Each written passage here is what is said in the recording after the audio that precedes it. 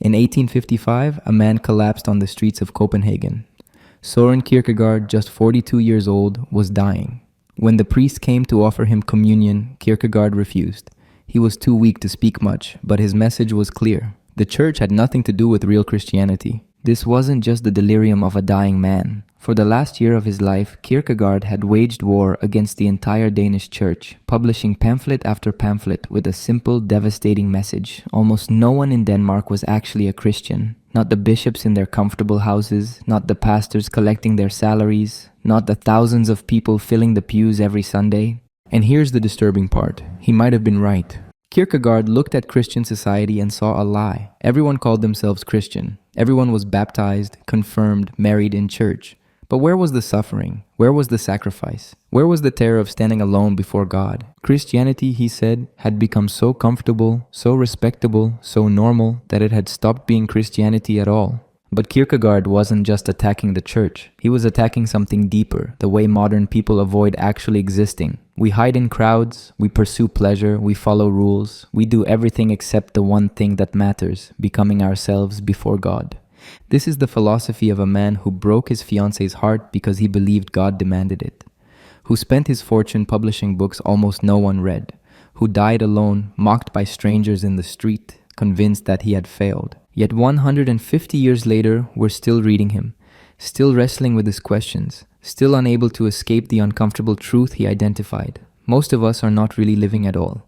So who was Søren Kierkegaard? And why does this melancholy Dane, dead for over a century, still have the power to make us question everything about how we exist? Copenhagen, 1813. A child is born into a household shadowed by guilt and religious terror. Søren Aabye Kierkegaard enters a world where his father believes the entire family is cursed by God. This belief will shape everything that follows. The father, Michael Pedersen Kierkegaard, had risen from poverty to become a wealthy merchant, but success brought no peace. As a young shepherd boy, cold and starving on the Jutland heath, he had stood on a hill and cursed God. This moment haunted him for the rest of his life. He became convinced that divine punishment would strike down all his children before they reached the age of 33, the age at which Christ died. The Kierkegaard home was filled with books, ideas, and an atmosphere of intellectual rigor, but it was also permeated by melancholy. Michael educated his children at home, engaging them in elaborate mental exercises. He would take young Søren on imaginary walks through Copenhagen, describing street corners and shop windows in such vivid detail that the boy believed they had actually left the house. Reality and imagination blurred early in Kierkegaard's mind. 5 of Michael's 7 children died young. The curse seemed real. Søren grew up expecting his own early death, a shadow that paradoxically freed him to live intensely in the present. He would outlive his father's prophecy, dying at 42. But the expectation of early death shaped his entire philosophical outlook. At 17, Kierkegaard entered the University of Copenhagen to study theology. But instead of becoming a dutiful pastor, he threw himself into the aesthetic life he would later analyze so precisely. He frequented cafes and theaters, ran up debts, and cultivated the image of a witty dandy. His journals from this period reveal a young man torn between pleasure-seeking and deeper spiritual questions. The death of his father in 1838 marked a turning point. Søren inherited a substantial fortune, enough to live comfortably without working. This financial independence would allow him to pursue philosophy full-time, an unusual privilege in an era when most thinkers needed university positions. But the inheritance came with psychological weight. In his father's final years, a reconciliation had occurred, and Søren had promised to complete his theological degree. He did complete it, defending his dissertation on the concept of irony in 1841, but by then another drama had begun to unfold, one that would prove more significant than any academic achievement. In 1837, Kierkegaard met Regina Olsen. She was 14, he was 24. This detail, uncomfortable to modern sensibilities, was less unusual in 19th century Copenhagen. When she turned 17, he proposed. She accepted. For a brief period, Kierkegaard entertained the possibility of a conventional life, marriage, perhaps a position as a country pastor.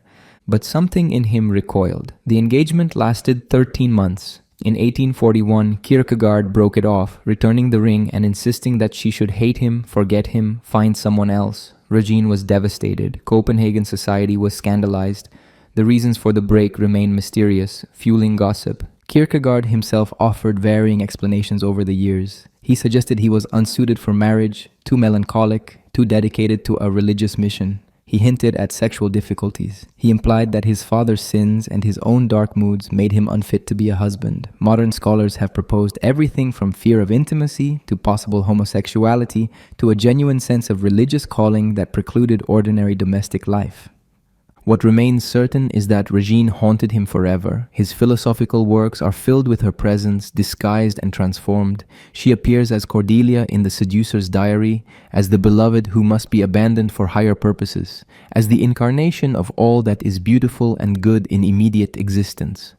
2 years after Kierkegaard ended the engagement, Regina married Johann Friedrich Schlegel, a school teacher who later became governor of the Danish West Indies. She lived until 1904, outliving Kierkegaard by nearly 50 years. After the break with Regina, Kierkegaard left for Berlin. There he attended lectures by the famous philosopher Friedrich Schelling, but found them disappointing. More importantly, he began to write. The floodgates opened. Between 1843 and 1846, he published an astonishing series of works, many under pseudonyms. Either Or, Fear and Trembling, Repetition, The Concept of Anxiety, Philosophical Fragments, concluding unscientific postscript. He wrote at a furious pace, sometimes working on multiple books simultaneously. He would write in the morning, then take long walks through Copenhagen in the afternoon, always wearing the same formal attire, greeting acquaintances with witty remarks. He became a familiar and somewhat eccentric figure in the city, recognizable to everyone, understood by almost no one. Copenhagen in Kierkegaard's time was a small city of about 120,000 people.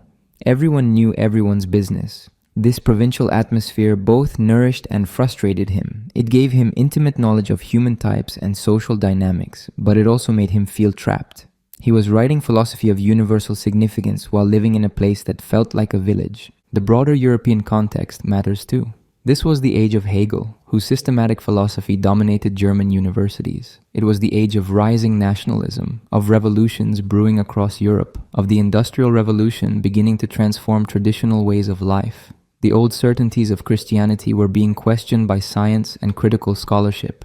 Kierkegaard was responding to all of this, but in his own peculiar way, always insisting on the individual against the system, on subjective truth against objective certainty. In 1846, a Danish satirical paper called The Corsair attacked him viciously, mocking his physical appearance, his broken engagement, his works. Kierkegaard had actually invited the attack, tired of being praised by a publication he despised, but the sustained mockery wounded him deeply. Children in the street laughed at him. The caricatures emphasized his thin legs and uneven trouser lengths. The private man suffered while the philosopher theorized about suffering. His later years took a different turn. He became increasingly critical of the Danish church, which he saw as a comfortable bourgeois institution that had nothing to do with true Christianity. His attacks grew sharper, more public, more aggressive. He published pamphlets and articles demanding authenticity, attacking bishops and professors, insisting that almost no one in Denmark was actually a Christian in the radical sense that Christ demanded. This campaign isolated him further and exhausted his finances. The inheritance was nearly gone, spent on publishing his works at his own expense. In October 1855, he collapsed on the street. He was taken to a hospital where he lingered for several weeks, refusing communion from the official church, insisting he wanted to die. On November 11, 1855, he did. His funeral became a spectacle. His nephew protested the church's attempt to claim him. Students and young intellectuals who had begun to appreciate his work created a disturbance. The man who had written about the single individual was buried amid controversy and crowd dynamics, the very thing he had spent his life opposing. He left behind a massive body of published work and an even larger collection of journals and papers. But in his lifetime, he was largely misunderstood, seen as a brilliant eccentric rather than a major philosopher. It would take decades and translation into German and other languages for his true significance to be recognized. The melancholy Dane who never left his small corner of Europe had, without knowing it, set the stage for existentialism, for depth psychology, for new ways of thinking about faith and selfhood that would echo through the 20th century and beyond. The story of Søren Kierkegaard and Regina Olsen is not merely a biographical footnote, it is the hidden engine driving much of his philosophy. To understand what Kierkegaard thought about choice, about faith, about the stages of existence, you must understand what happened between him and the young woman he loved and abandoned. They met at a party in 1837. Regina was the daughter of a high-ranking civil servant, part of Copenhagen's respectable upper-middle class. By all accounts, she was lively, charming, and socially adept in ways that Kierkegaard was not. He was immediately captivated. Here was everything he was not: spontaneous, cheerful, embedded comfortably in social life. For nearly 3 years he courted her discreetly. The young Kierkegaard was not yet the austere philosopher. He was witty, entertaining, capable of charm when he chose to deploy it. Regina's father initially had doubts about this peculiar intellectual, but eventually gave his consent. The engagement was announced in September 1840. Kierkegaard was 27, Regina 17. For a brief period, he tried to imagine a future as a married man, perhaps a country parson with a comfortable living. He designed furniture for their future home in his mind. He participated in the social rituals expected of an engaged couple, but almost immediately doubts began to consume him. His journals from this period reveal a man at war with himself. He loved Regina genuinely. This was not a performance or a game, but he also felt that marriage would destroy something essential in him, some mission or calling that required absolute solitude and dedication. The nature of this mission was unclear even to him. He had not yet written his major works, he had not yet formulated his mature philosophy, but he sensed that the comfortable path of marriage and social integration was incompatible with whatever it was he needed to do. There were other factors. He believed himself damaged by his father's melancholy, by some inherited burden of sin or psychological disturbance that made him unfit for marriage. He worried about sexual matters, though the exact nature of these worries remains speculative. He may have feared impotence, or had moral scruples about sexuality, or simply felt that erotic life was incompatible with his emerging religious intensity. Whatever the reasons, the engagement became unbearable to him, but breaking it off was not simple. In 19th century Copenhagen, a broken engagement was a social catastrophe, especially for the woman. Regina's reputation and future prospects would be damaged. Kierkegaard understood this perfectly well. He chose a strategy that reveals much about his psychology. Rather than simply explaining his doubts and asking to be released from the engagement, he tried to make Regina break it off herself. He became cold, distant, erratic. He tried to appear as a scoundrel, someone unworthy of her love, hoping she would reject him and thus be seen as the injured party who had wisely escaped a bad match. But Regina would not cooperate. She clung to him, confused and hurt but unwilling to give up. This frustrated Kierkegaard's plan and deepened his guilt. Finally, in October 1841, he took the direct approach. He returned her ring and insisted that the engagement was over. The meeting was devastating. Regina pleaded. She offered to accept any terms, to be his mistress if he would not marry her, anything rather than lose him entirely. Kierkegaard remained firm, though later he would describe this moment as one of the most painful of his life. He left her weeping. Copenhagen society immediately took sides. Most blamed Kierkegaard, seeing him as a heartless seducer who had played with a young girl's affections. Some suggested he had found someone wealthier or more advantageous. The true reasons remained obscure, which only intensified the gossip. Kierkegaard left for Berlin shortly after, partly to study, partly to escape the oppressive atmosphere. But geographical distance changed nothing. Regina dominated his thoughts. His first major work, Either Or, published in 1843, contains The Seducer's Diary, a psychological portrait of a man who pursues and abandons a young woman as an aesthetic project. It was widely read as a veiled confession, though Kierkegaard insisted it was written by a pseudonym and did not represent his own views. Fear and Trembling, published the same year, takes up the story of Abraham and Isaac. Abraham is commanded by God to sacrifice his son, a command that violates all ethical norms. Abraham cannot explain his actions to anyone. He must act alone, in silence, trusting in something beyond reason or morality. Kierkegaard presented Abraham as the knight of faith, the man who makes the absolute relation to the absolute. The parallel to his own situation is unmistakable. Kierkegaard had sacrificed his relationship with Regina for reasons he could not fully articulate or justify to Copenhagen society. He had acted on an inner conviction that transcended ordinary ethical categories. Whether this made him a knight of faith or simply a man who rationalized his inability to commit is a question he himself seemed unable to answer definitively. In 1843, Regina became engaged to Johann Schlegel, her former tutor. They married in 1847. Kierkegaard learned of the engagement and was shattered. He had hoped she would remain somehow devoted to him, preserving what he saw as a spiritual bond even though the worldly engagement was broken. Her decision to marry someone else felt like a betrayal, even though he had no right to feel betrayed. He saw them together sometimes in Copenhagen's small social world. Once, they passed each other in the street and Regina greeted him. He did not return the greeting, believing that any acknowledgement would compromise her reputation or her marriage. This coldness hurt her again. Years later, she would say that she never understood why he could not have simply been kind to her. Kierkegaard wrote about her constantly, though often in disguised forms. She was the lost beloved, the symbol of the aesthetic life he had renounced, the human happiness he had sacrificed for his strange calling. In his private journals, he addressed her directly, explaining, justifying, confessing, asking for forgiveness that she would never read. There is some evidence that he hoped for a posthumous reconciliation, that after his death she would read his works and understand that everything he did was motivated by love and by a higher calling, not by cruelty or indifference. He even made provisions in his will for her to inherit his papers, though this was later contested by his family. Regina did eventually read some of his works after his death. She lived until 1904, spending many years in the Danish West Indies, where her husband served as governor. In old age, she spoke about Kierkegaard occasionally with a mixture of sadness, incomprehension, and enduring affection. She never fully understood why he had left her, but she came to accept that his reasons were connected to something in his nature that made ordinary life impossible for him. The Regina affair raises profound questions about the relationship between life and philosophy. Did Kierkegaard's philosophy emerge from this biographical trauma? A vast intellectual edifice built to justify a personal failure? Or did he genuinely perceive a conflict between religious authenticity and social existence, a conflict that required the sacrifice of personal happiness?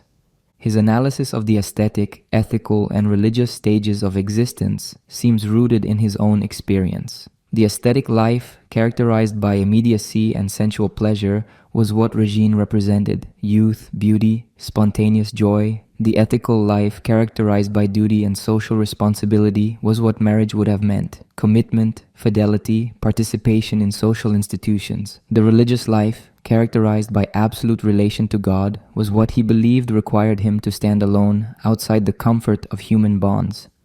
Whether this framework is a genuine insight into human existence or an elaborate rationalization is perhaps unanswerable. What remains clear is that Kierkegaard paid an enormous price for his philosophy. He lived alone. He died alone. The woman he loved married someone else and built a life he could only imagine from the outside. In his last years, when he was attacking the Danish church and facing public ridicule, Regina was far away in the Caribbean, living the conventional life he had made impossible for himself. There is no evidence that she followed his later controversies or understood the significance he would eventually achieve. The breaking of the engagement was Kierkegaard's first great existential choice, the moment when he stepped outside the normal path and committed himself to a different kind of existence. Everything that followed, all the books and ideas that would make him famous, flowed from this decision. Whether it was the right decision, whether the philosophy justifies the human cost, remains an open question that each reader must answer alone. The three stages of life: aesthetic, ethical, religious. At the heart of Kierkegaard's philosophy lies a map of human existence. Not a system, he would insist, never a system, but a description of how people actually live. He identified three fundamental ways of being in the world, three stages or spheres of existence. Understanding these stages is essential to understanding everything else he wrote. The aesthetic stage is where most people begin and where many remain. The aesthete lives for pleasure, for beautiful experiences, for the satisfaction of desires. This does not necessarily mean hedonism in the crude sense. An aesthete might be a sophisticated art collector, a Don Juan pursuing erotic conquests, a young person sampling different careers and relationships, or simply someone who approaches life as a spectator seeking entertainment. What defines the aesthetic stage is immediacy and the avoidance of commitment. The aesthete wants to keep options open, to experience as much as possible, to avoid being tied down by permanent choices. Boredom is the aesthete's great enemy. Rotation of crops, as Kierkegaard called it, the constant search for novelty and stimulation, becomes the organizing principle of life. In either or, Kierkegaard presented the aesthetic life through multiple voices and perspectives.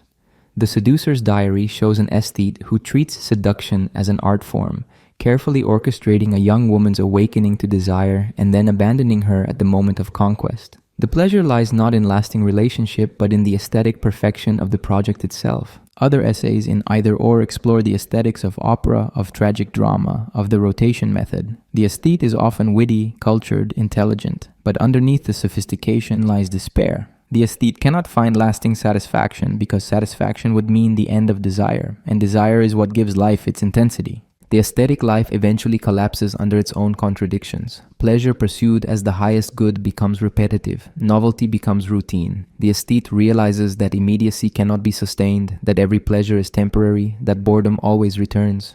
This realization leads to what Kierkegaard called despair, though the aesthete may not recognize it as such. From this despair, if the person is fortunate, emerges the possibility of the ethical stage. The ethical life is characterized by commitment, responsibility, and participation in universal human institutions. Marriage is the paradigmatic ethical relationship. Where the aesthete seeks variety, the ethical person chooses one person and remains faithful. Where the aesthete avoids commitment, the ethical person accepts duty. Judge William, a character in Either Or, represents the ethical stage. He is a married man, a judge, someone embedded in social and professional responsibilities. He argues passionately for the superiority of marriage over seduction, of ethical commitment over aesthetic experimentation. Choose yourself, he tells the young aesthete. Make a commitment. Accept your place in the universal human order. The ethical stage brings stability and meaning that the aesthetic stage lacks. The ethical person has a coherent identity over time. Marriage, career, civic duty provide structure and purpose. The ethical person is recognizable to others and to himself. There is dignity in accepting responsibility and living up to commitments. But the ethical stage also has limitations. It is based on the idea that human beings can fulfill universal standards through will and effort. The ethical person believes that being a good person is a matter of trying hard enough, of doing one's duty. This works adequately for everyday life, but it cannot account for deeper dimensions of human existence. What happens when duty conflicts with duty? What happens when universal moral rules seem inadequate to a particular situation? What happens when a person recognizes that no amount of ethical striving can overcome the fundamental contradictions of human existence?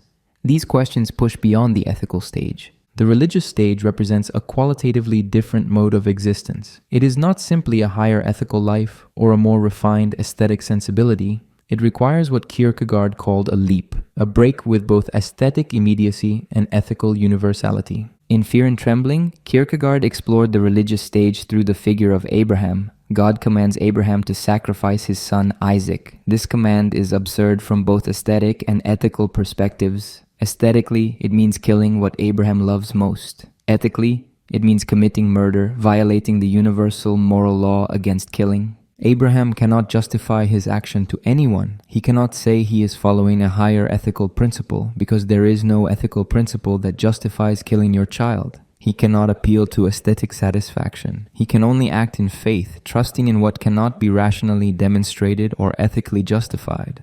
The religious stage is characterized by a direct personal relationship to God that supersedes both pleasure and duty. It requires accepting paradox and absurdity. The religious person recognizes that human categories, whether aesthetic or ethical, are inadequate to the absolute. This does not mean the religious person rejects ethics or aesthetics. Abraham loves Isaac. He fulfills his ethical duties as father and patriarch. But when the absolute demands, he is willing to suspend the ethical, to act in ways that cannot be justified within any universal framework. Kierkegaard insisted that these stages are not simply chronological phases everyone passes through. Many people never leave the aesthetic stage. Some reach the ethical and remain there. The religious stage is rare and difficult, requiring capacities that not everyone possesses or chooses to develop. Moreover, the stages can coexist in complex ways. A person might be ethical in professional life, aesthetic in leisure time, and religious in moments of crisis or prayer. The boundaries are not absolute. What matters is which stage defines the fundamental orientation of a person's existence. The movement between stages is not smooth or gradual. You cannot reason your way from the aesthetic to the ethical or from the ethical to the religious. Each transition requires a leap, a decision that cannot be fully justified in advance. You must choose before you can know whether the choice is right. This structure reflects Kierkegaard's broader conviction that existence is not a problem to be solved intellectually, but a reality to be lived through decision and commitment. Systems of philosophy that claim to explain everything from a detached standpoint miss the essential nature of human life, which is always lived from within, always requiring choices that cannot be reduced to logical necessity. The three stages also reflect Kierkegaard's critique of his own time. He saw Copenhagen society as largely stuck in a superficial combination of aesthetic and ethical life. People pursued pleasure and respectability, but rarely confronted the deeper questions of existence that would lead to genuine religious faith. The Danish church, in his view, had domesticated Christianity, turning it into another set of ethical and social conventions. People were baptized, confirmed, married, and buried by the church, but few experienced the terror and passion of genuine faith. The religious stage had been evacuated, leaving only its external forms. Kierkegaard's analysis remains relevant because it describes patterns still recognizable. The aesthetic life appears in consumer culture's promise that happiness comes from experiences and purchases. The ethical life appears in conventional morality and social responsibility. The religious stage, understood broadly as confrontation with ultimate meaning and absolute commitment, remains rare and difficult. What makes Kierkegaard's account powerful is his refusal to dismiss any stage as simply wrong. The aesthetic has genuine insights about beauty and intensity. The ethical has genuine insights about responsibility and community. But neither is sufficient for a complete human life. The religious stage is not higher in the sense of being morally superior. It is different in kind, addressing dimensions of existence that aesthetic and ethical categories cannot reach. Whether everyone must pass through all three stages, whether the religious stage is genuinely necessary, whether Kierkegaard's Christian framework is essential or could be replaced by other forms of absolute commitment, these remain open questions. What is clear is that Kierkegaard identified something real about human existence, the inadequacy of both pleasure-seeking and rule-following as ultimate guides to life, and the necessity of some form of passionate commitment that transcends ordinary categories. Living for pleasure, the aesthetic life. The aesthete is not simply someone who enjoys art or beauty. In Kierkegaard's analysis, the aesthetic life is a comprehensive orientation toward existence, a way of being in the world defined by certain consistent patterns and motivations. Immediacy is the key characteristic. The aesthete lives in the moment, seeking experiences that are intense, pleasurable, or interesting. Planning for the future or dwelling on the past diminishes present intensity. Commitment to anything that would limit future possibilities feels like death. The aesthete wants to remain free, fluid, open to whatever might come next. Consider the young person who cannot choose a career. Every option seems both appealing and limiting. To choose law means giving up medicine. To choose medicine means giving up art. The aesthete deals with this by postponing the choice, sampling various options, keeping everything in play. This feels like freedom, but it is actually a form of bondage to indecision. Or consider the romantic who pursues one relationship after another. Each new person is fascinating, perfect, the answer to all longing. But familiarity brings disillusionment. The beloved becomes ordinary, predictable, even boring. The only solution seems to be a new beloved, and the cycle repeats. The aesthete mistakes intensity for depth, novelty for value. Kierkegaard described various subtypes of the aesthetic life. The lowest form is crude hedonism, the simple pursuit of sensual pleasures, food, drink, sex. This requires little sophistication and quickly leads to satiety and disgust. The pleasure seeker discovers that pleasures diminish with repetition and that the body has limits. More refined is the aesthetic appreciation of beauty and culture. The connoisseur collects art, attends concerts, reads literature. This seems more elevated than mere hedonism, but the underlying structure is the same. The connoisseur is consuming experiences, treating beauty as a source of pleasant sensations. The artwork is not encountered on its own terms, but as a means to aesthetic satisfaction. Still more sophisticated is the ironic aesthete who takes pleasure in detachment itself. This person treats everything, including his own life, as a spectacle to be observed with bemused distance. Nothing is taken entirely seriously. Every commitment is hedged with irony. This preserves freedom from disappointment, but also from genuine engagement. The Seducer's Diary presents perhaps the most developed portrait of aesthetic existence. Johannes, the seducer, pursues a young woman named Cordelia not for sex alone, but for the aesthetic perfection of the seduction process. He carefully orchestrates her awakening, manipulates situations to produce specific emotional effects, and abandons her at precisely the moment when his project reaches completion. What makes Johannes an aesthete rather than simply a villain is his motivation. He is not cruel for the sake of cruelty. He is pursuing beauty in his twisted way. The seduction is an artwork, and Cordelia is the medium through which this artwork is realized. That she is harmed is, from his perspective, unfortunate but irrelevant to the aesthetic value of the experience. The rotation method is the aesthete's strategy for avoiding boredom. Since repetition kills pleasure, the aesthete must constantly rotate experiences, never dwelling long enough in any situation for it to become stale. This might mean traveling frequently, changing jobs, starting new relationships, or simply cultivating the ability to see novelty in familiar situations. But rotation has limits. Eventually, all experiences begin to feel similar. The traveler discovers that airports and hotels are the same everywhere. The romantic discovers that relationships follow predictable patterns. The cultivation of novelty itself becomes routine.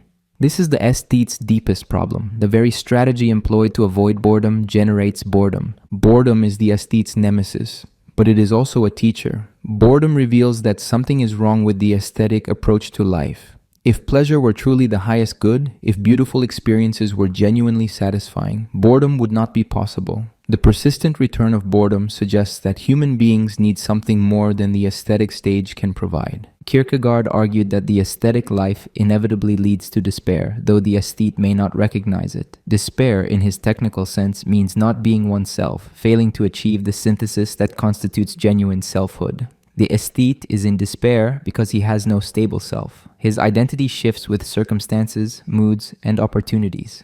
The aesthete cannot answer the question, "Who am I?" He is whatever he happens to be doing or feeling at the moment. This feels like freedom, but is actually fragmentation. Without commitments or continuity, there is no coherent self over time, only a series of disconnected moments and masks. Moreover, the aesthetic life is ultimately passive. The aesthete waits for experiences to happen to him, for circumstances to provide satisfaction. He is at the mercy of external conditions, whether the party is entertaining, whether the new relationship is exciting, whether the latest acquisition brings pleasure. This dependence on externals means the aesthete is never truly free. The despair of the aesthetic stage often manifests as melancholy. The melancholic aesthete sees through the futility of pleasure seeking but can see no alternative. Life seems meaningless, all striving pointless. This is actually progress in Kierkegaard's view because it indicates awareness that something is wrong. The crisis of the aesthetic life creates the possibility of transition to the ethical stage. But many aesthetes never make this transition. Instead, they oscillate between desperate pursuit of pleasure and melancholic withdrawal. They recognize the futility of their lives, but lack the courage or insight to change fundamentally. They become what Kierkegaard called shut-up individuals, people who hide their despair behind a facade of normalcy or sophistication. The aesthetic life has some genuine values that should not be dismissed. Sensitivity to beauty, openness to experience, appreciation of intensity and pleasure, these are not worthless. A life without aesthetic dimension would be impoverished. The problem is not aesthetic experience itself, but the attempt to make it the foundation of existence. Kierkegaard himself had lived the aesthetic life in his youth. His descriptions are so vivid and psychologically acute because they come from personal experience.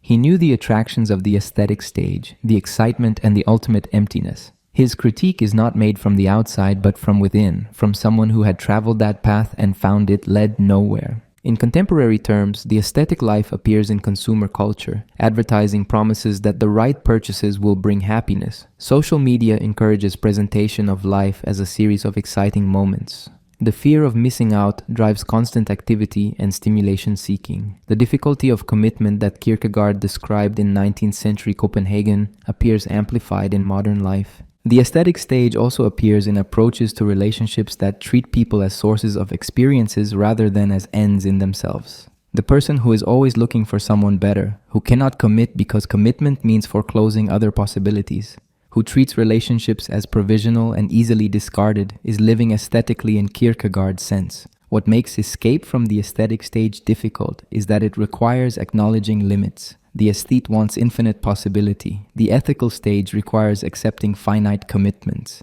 This feels like a loss, and in one sense it is. But it is a necessary loss, the giving up of fantasized infinite freedom for real finite selfhood.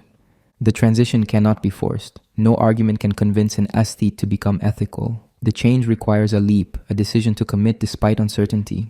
But the despair inherent in the aesthetic life creates the conditions for this leap. When pleasure-seeking has been tried and found wanting, when the rotation method has exhausted itself, when boredom becomes unbearable, the possibility of change emerges. Kierkegaard's analysis of the aesthetic life remains one of his most accessible and psychologically insightful contributions. Whether or not one accepts his religious framework, his description of how people avoid selfhood through pleasure-seeking, irony, and the refusal of commitment rings true. The aesthetic life is alluring, sophisticated in its highest forms, but ultimately insufficient for human flourishing. Duty and marriage, the ethical life. The ethical stage represents a fundamental reorientation of existence. Where the aesthete seeks pleasure and avoids commitment, the ethical person accepts duty and embraces responsibility. Where the aesthete lives in disconnected moments, the ethical person achieves continuity of self through time. Where the aesthete treats other people as means to aesthetic experiences, the ethical person recognizes others as ends in themselves. Judge William, the spokesman for the ethical stage in Either Or, presents marriage as the paradigmatic ethical relationship. This is not accidental. Marriage embodies everything that defines ethical existence: permanent commitment, mutual responsibility, participation in a universal human institution, the choice to limit oneself for the sake of depth over breadth. The judge argues passionately that marriage is superior to the aesthetic pursuit of erotic variety. The aesthete, he says, seeks to possess the beloved as an object of desire. But this possession is always incomplete and temporary. Desire satisfied becomes indifference. The new becomes familiar. The chase was more interesting than the capture. Marriage, by contrast, offers something the aesthete cannot achieve: genuine possession through freedom. In marriage, two people freely choose each other and continue choosing each other every day. This ongoing commitment creates a shared history and a common future. The relationship deepens rather than merely changing. Judge William insists that choosing marriage means choosing oneself. The aesthete floats through life without definite identity. The married person has made a fundamental choice that organizes all other choices. This is who I am, the husband or wife of this particular person. From this choice, a coherent self emerges. The ethical life extends beyond marriage to all domains where duty and commitment operate. Professional responsibility is ethical. A judge like Judge William himself serves the law and the community. His personal preferences are subordinated to his role. Civic participation is ethical. Voting, paying taxes, serving on juries, these activities express recognition that we are part of a larger social order. Parenthood is deeply ethical. Parents have duties to their children that they did not choose and cannot escape. These duties must be fulfilled regardless of personal convenience or preference. In fulfilling them, parents develop virtues: patience, selflessness, consistency, care. What unifies all these examples is the principle of universality. The ethical person acts according to principles that apply to everyone in similar circumstances. If it is wrong for others to lie, it is wrong for me to lie. If marriage vows bind others, they bind me. The ethical stage means accepting that one is not an exception to moral rules. This universality connects to Kantian ethics, which Kierkegaard knew well. Kant argued that moral actions are those motivated by duty rather than inclination, and that moral rules must be universalizable. I should act only according to maxims I could will to become universal laws. This formal principle generates duties: keep promises, tell the truth, respect persons, contribute to the common good.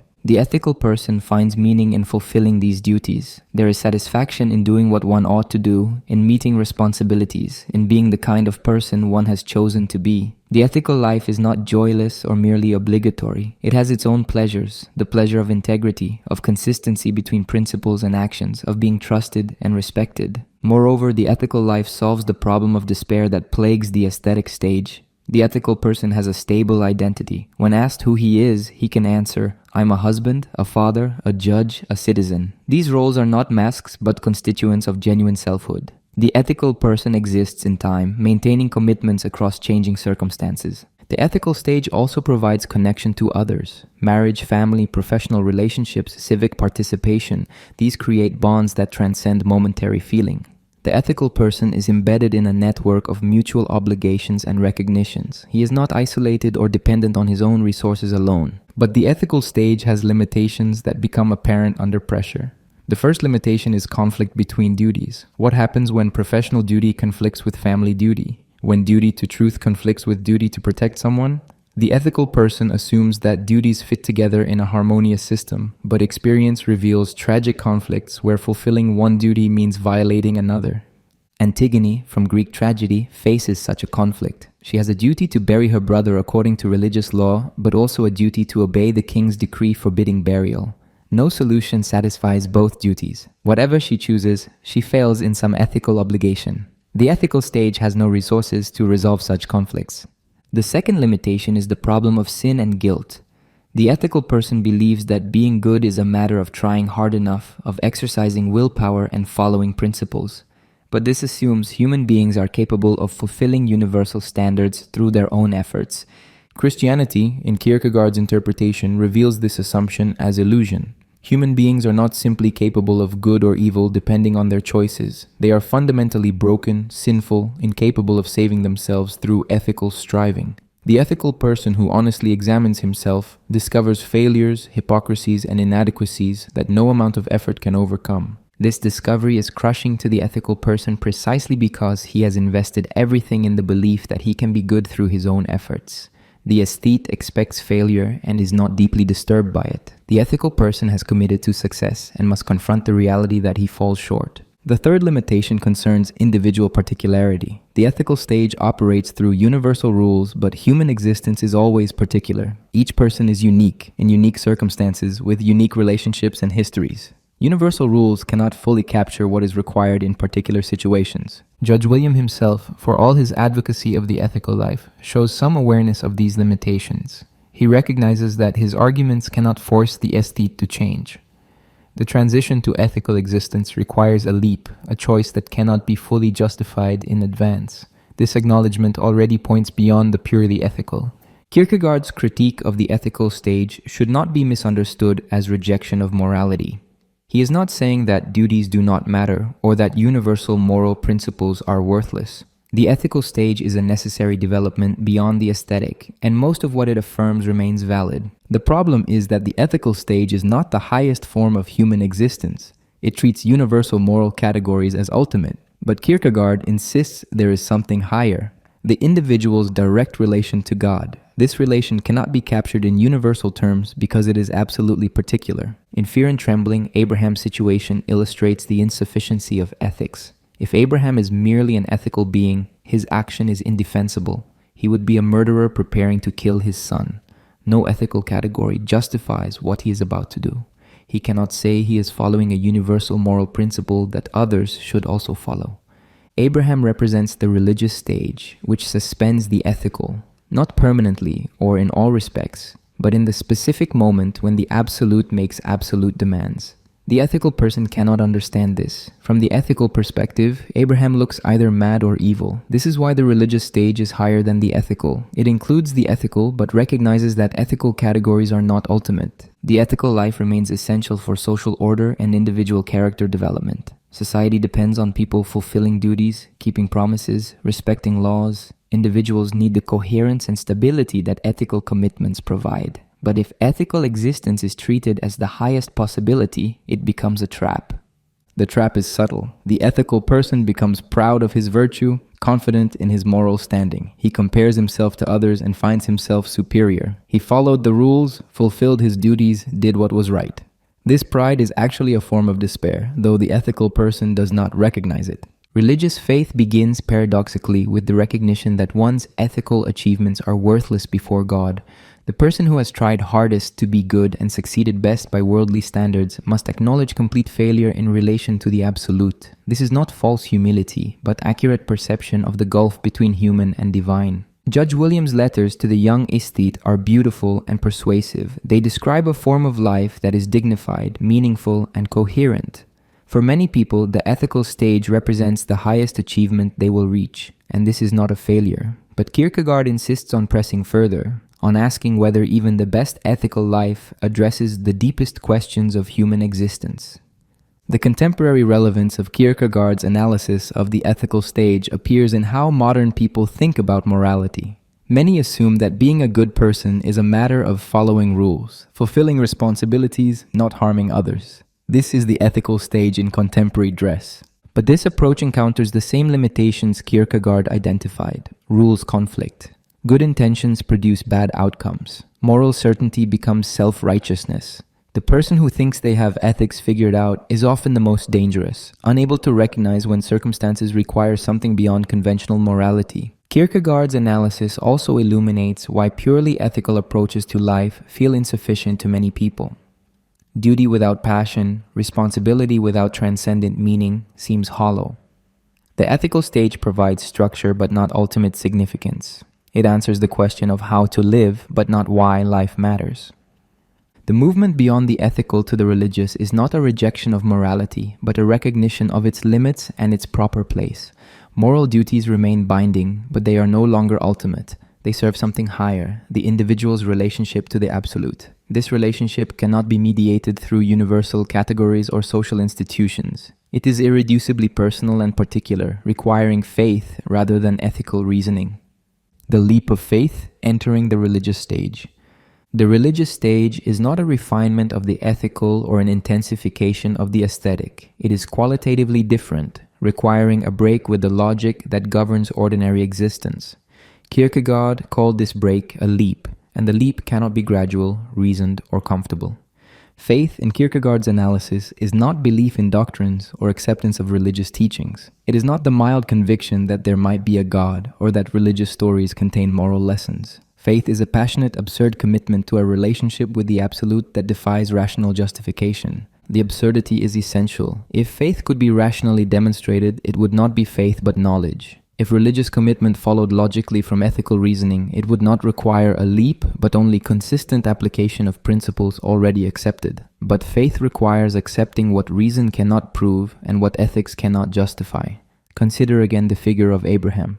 God commands him to sacrifice Isaac, the son given to him miraculously in old age, the son through whom God's promises were supposed to be fulfilled. The command makes no sense. It contradicts God's earlier promises. It violates the moral law against murder. It destroys Abraham's deepest human attachment. Abraham cannot explain his action to anyone. If he tells Sarah what he plans to do, she will think him mad. If he tells Isaac, the boy will be terrified. If he appeals to the elders or priests, they will restrain him as a danger to the community. Abraham must act alone, in silence, trusting in something that cannot be communicated or defended. The ethical person says, Abraham is wrong, murder is wrong, even when commanded by what one takes to be God. Surely Abraham is misunderstanding, or God is testing whether he will resist an immoral command. The ethical person cannot accept that duty to God might conflict with universal moral law. But Kierkegaard insists that this is precisely the point. The religious stage means recognizing that one's absolute relationship to the absolute supersedes all relative relationships, including ethical obligations. Abraham loves Isaac, but he loves God absolutely. When these loyalties conflict, God must come first. This does not mean ethics becomes irrelevant. Abraham remains a father, a husband, a member of his community. He fulfills his ethical duties in all normal circumstances. But when the absolute makes absolute demands, the ethical is suspended, not abolished, but temporarily set aside for something higher. The suspension of the ethical is terrifying. It means there is no universal rule to guide action, no community consensus to rely on, no rational principle to provide certainty. The individual stands alone before God, required to act without the comfort of knowing that others would agree or that moral philosophy would endorse the decision.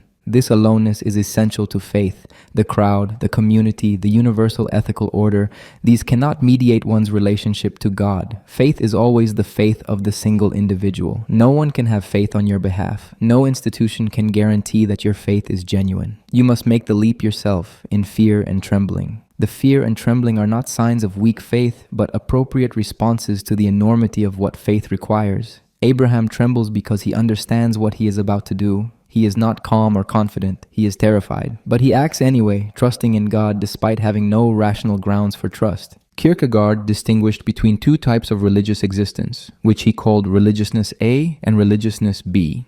Religiousness A is general religious consciousness, the sense that human existence has a religious dimension, that ethical striving is insufficient, that something transcendent matters.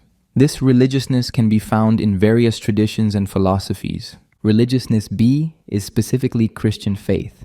It centers on the paradox of the incarnation, that God became human in Christ, that the eternal entered time, that the infinite became finite. This is not just difficult to believe but absurd, offensive to reason. The paradox cannot be smoothed over or made palatable. It must be believed precisely as paradox. The incarnation is absurd because it violates the fundamental categories through which we understand reality.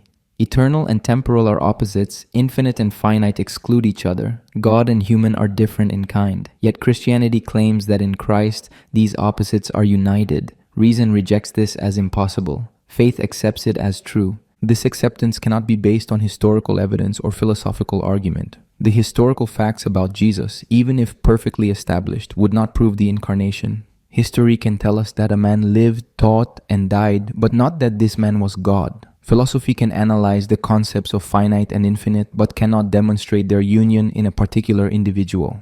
Faith must believe against reason, or at least without reason's support. This makes faith a risk, a venture into uncertainty. The person of faith cannot prove to skeptics or even to himself that he is right. He can only commit passionately and totally to what he believes. Kierkegaard emphasized passion as essential to faith. The age in which he lived was, he thought, characterized by passionlessness. People held lukewarm religious opinions, attended church out of habit, affirmed Christian doctrines without being personally invested. This was not faith but empty formalism. True faith requires infinite passion, the willingness to stake everything on the relationship to God. This passion is not emotional enthusiasm which fades, but sustained intensity of commitment. The person of faith organizes his entire existence around his relationship to the Absolute. Everything else becomes relative by comparison. This does not mean withdrawing from the world. Abraham returns to ordinary life after the trial. He continues as father, household head, participant in community. But he carries within himself the knowledge that he was willing to sacrifice everything when the Absolute demanded it. This willingness transforms his relationship to everything worldly. The knight of faith, as Kierkegaard called such a person, looks from the outside like anyone else. He fulfills worldly duties, participates in social life, appears entirely normal.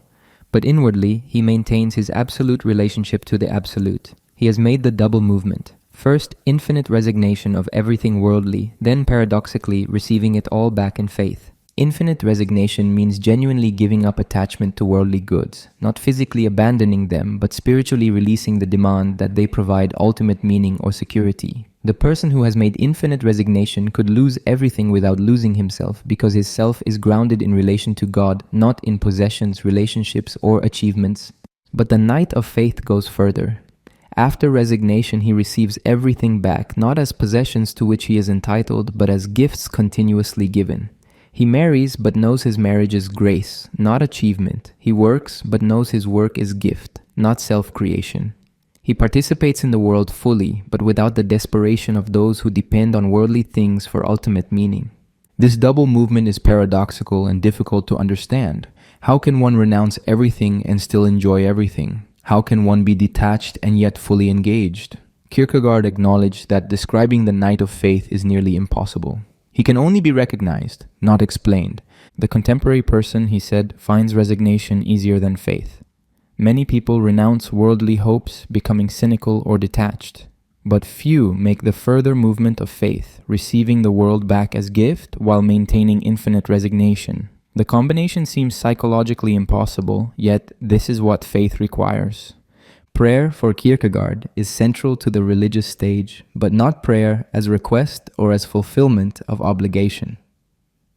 True prayer is the individual's conversation with God, the cultivation of direct relationship. In prayer, one stands alone before the Absolute without intermediaries or defenses. This solitude is both terrifying and liberating. Terrifying because there is no hiding, no appealing to what others think or what conventions dictate. Liberating because one finally escapes the tyranny of the crowd and stands as an individual. Before God, social status, public opinion, and worldly achievement mean nothing. Only the individual's faith matters. The religious stage also involves suffering.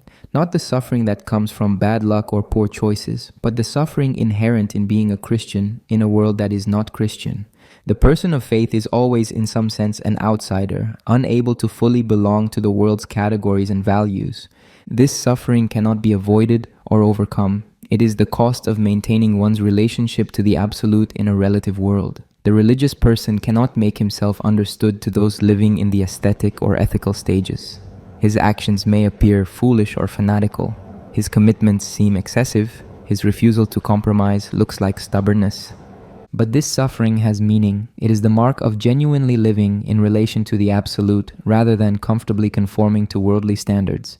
The person who never experiences this suffering, who finds religion entirely compatible with social success and public approval, is probably not living in the religious stage at all, but only in an ethically respectable version of worldliness. Kierkegaard's account of faith is deliberately challenging and uncomfortable. He wanted to make Christian faith difficult again, to strip away the easy assumptions of cultural Christianity. In his Copenhagen, almost everyone claimed to be Christian. They were baptized, confirmed, married in church. But how many had actually made the leap of faith? Very few, he thought. Most people confused ethical respectability with Christianity, or aesthetic religious feelings with faith. They had domesticated Christianity, turned it into a comfortable part of bourgeois life.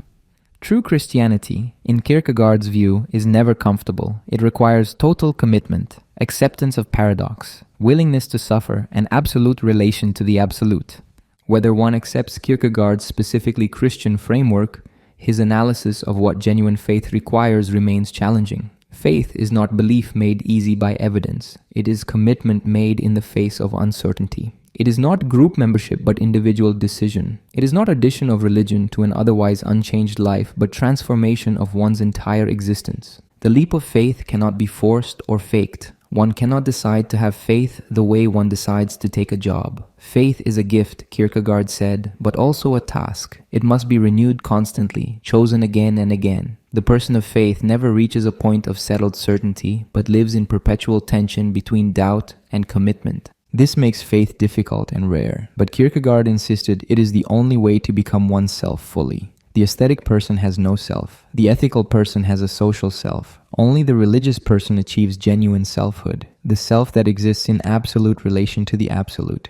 This self cannot be reduced to social roles, psychological states, or rational categories. It is the individual before God, which is what a human being most essentially is. The sickness unto death, understanding despair. Despair is not merely sadness or disappointment. In Kierkegaard's analysis, despair is a fundamental structure of human existence, a failure to be oneself. Every human being who is not living in faith is in despair, whether they know it or not. The human being, Kierkegaard said, is a synthesis. We are finite and infinite, temporal and eternal, necessity and possibility. We are bodies subject to physical laws, but also spirits capable of transcending immediate circumstances. We exist in time, but can imagine timelessness. We are constrained by necessity, but possess freedom. This synthesis is unstable. It must be held together, actively maintained. The self is not given ready-made, but must be achieved through relating the synthesis to itself. And this relationship must itself be grounded in something absolute, which Kierkegaard identified as God. The self is a relationship relating itself to itself, and in relating itself to itself, relating itself to another. This complex formulation describes the structure of selfhood. You are not simply your body, your feelings, your thoughts, or your social roles. You are the relationship between all these elements, and this relationship must be consciously maintained. When the relationship fails, when the synthesis falls apart, the result is despair. Despair takes many forms. The most obvious is the despair of wanting to be rid of oneself. The person in this despair wishes not to exist or wishes to be someone else entirely. This is the despair of the person who hates their life, their circumstances, their nature. Suicide is the extreme expression of this despair, but most people in this form of despair do not kill themselves. They simply endure existence while wishing they could escape it. This despair is easier to recognize because it feels like despair. The person knows they are suffering, but there is a more subtle and perhaps more dangerous form. The despair of wanting to be oneself in defiance. This person is also in despair, but does not recognize it. He is determined to be himself through his own power without depending on God or anything beyond himself. The defiant person says, I will make myself whatever I choose to be. I am self-created, self-sufficient, dependent on nothing. This sounds like strength, and our culture often celebrates it as such. But Kierkegaard identified it as despair because it is impossible. The human being cannot create itself. The synthesis cannot ground itself. The attempt to be oneself without relation to the power that created the self is doomed.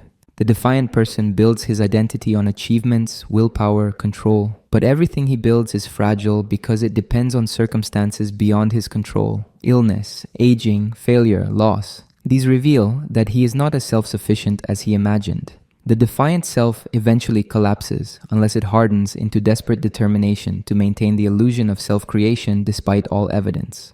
Then there is the despair of not willing to be oneself. This person wants to lose himself in the crowd, to be like everyone else, to avoid the burden of individuality. He adopts socially approved roles and opinions. He does what others do, thinks what others think. He has no interior life distinct from social conventions. This is the despair of conformity.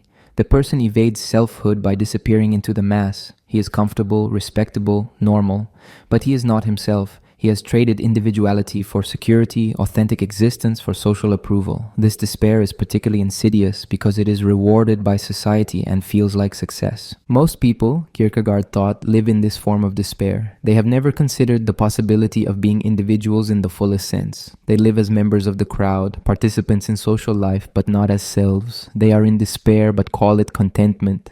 The despair of weakness is another form. This person knows what they should do, what they should be, but lacks the strength to become it. They are trapped by habits, fears, dependencies. They see the better path, but cannot take it. This is the despair of the person who says, I know what's right, but I cannot do it. This despair is painful because it involves self-awareness without power to change. The person judges themselves harshly but remains stuck. The gap between ideal and reality produces constant guilt and frustration, yet they cannot summon the will or courage to transform themselves. All these forms of despair share a common structure. They are failures to relate the elements of the synthesis properly. The person in despair is either too much one thing or too much another. Too much infinity and not enough finitude produces fantastic dreams disconnected from reality. Too much finitude and not enough infinity produces narrow, constricted existence without vision or hope. Too much possibility without necessity produces paralysis, the inability to commit to anything definite. Too much necessity without possibility produces fatalism, the belief that nothing can change. The healthy self maintains balance, holding finite and infinite, necessary and possible intention. But this balance cannot be achieved through human effort alone. This is Kierkegaard's crucial point. The self cannot ground itself. It requires relation to the power that created it, which is God. Without this relation, despair is inevitable. The person who tries to be himself without God is building on a foundation that does not exist. This means that even the most successful, happy-seeming person is in despair if they are not relating themselves to God. Their happiness is fragile, dependent on circumstances. Their success is built on nothing ultimate. When illness comes, or failure or death, the foundation reveals itself as empty. Conversely, the person in faith is not in despair, even if they suffer. Their self is grounded in relation to God, which cannot be taken away by any worldly circumstance. They may lose everything but not their selfhood, because selfhood is not based on possessions, relationships, or achievements, but on relationship to the absolute. Kierkegaard called despair the sickness unto death, alluding to the biblical story of Lazarus. Jesus said Lazarus' illness was not unto death, meaning it would not end in final death. Despair, by contrast, is unto death in that it is a dying that never ends. The person in despair cannot die in the sense of escaping existence, but neither can they truly live. This is the torment of despair. Physical death would be a release, but the self is eternal and cannot simply cease to exist. The despairing person is trapped in false selfhood, unable to die, unable to live authentically. They exist in a kind of living death, going through motions without genuine existence. The intensity of despair varies. Some people experience acute despair, conscious suffering, and struggle. Others live in chronic low-level despair, a background condition they hardly notice. The second may actually be worse because it never produces the crisis that might lead to change. Despair is not simply a psychological state that therapy or medication can cure. It is a spiritual condition, a misrelation in the structure of selfhood. Psychological interventions can alleviate symptoms but cannot address the fundamental problem, which is the absence of proper relation to God. This does not mean psychological help is worthless.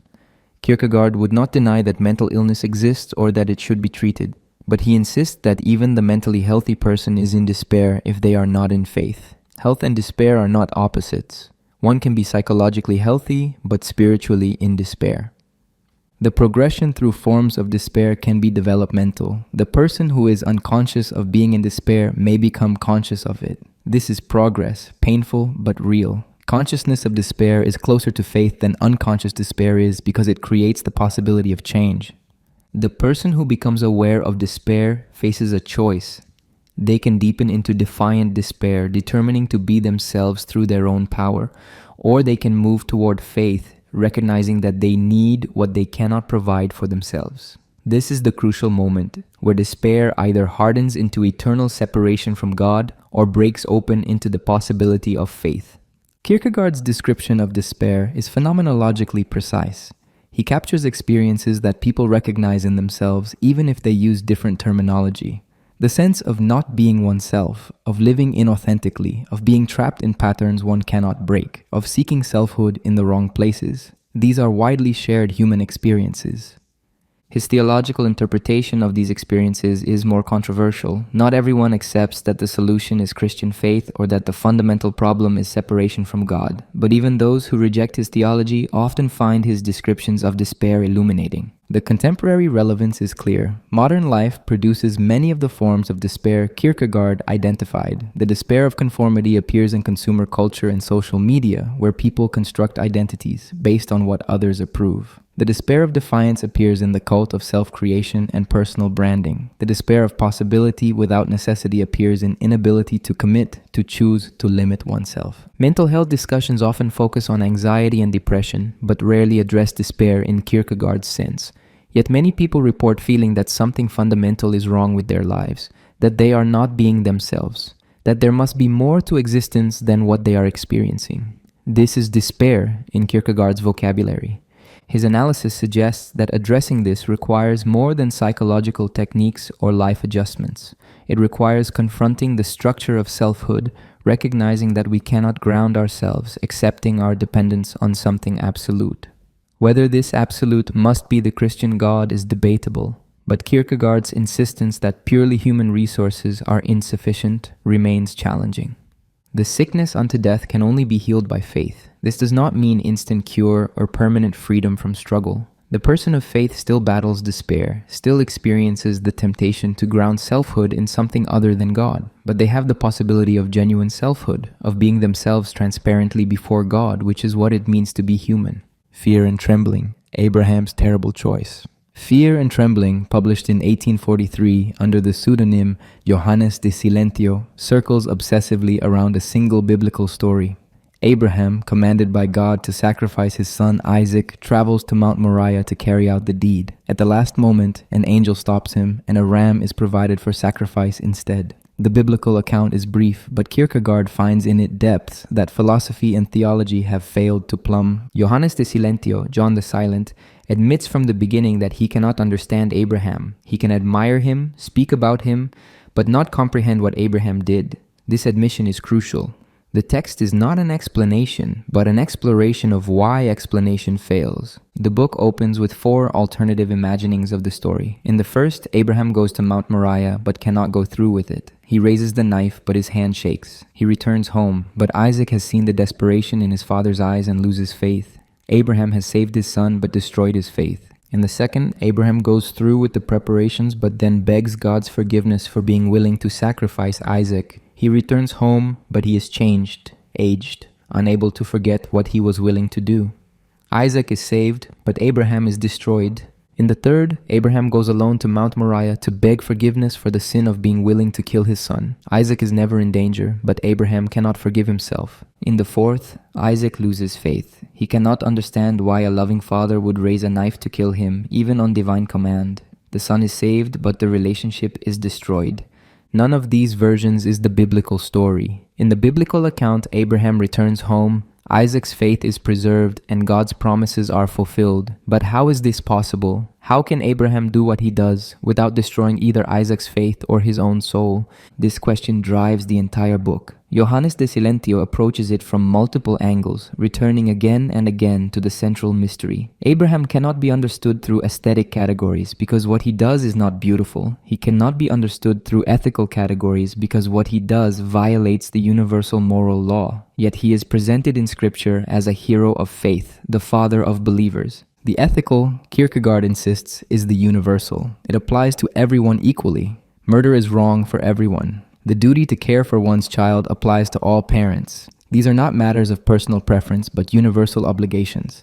The ethical expresses itself in law, in social norms, in the shared moral understanding of communities. Abraham cannot appeal to the universal to justify his action.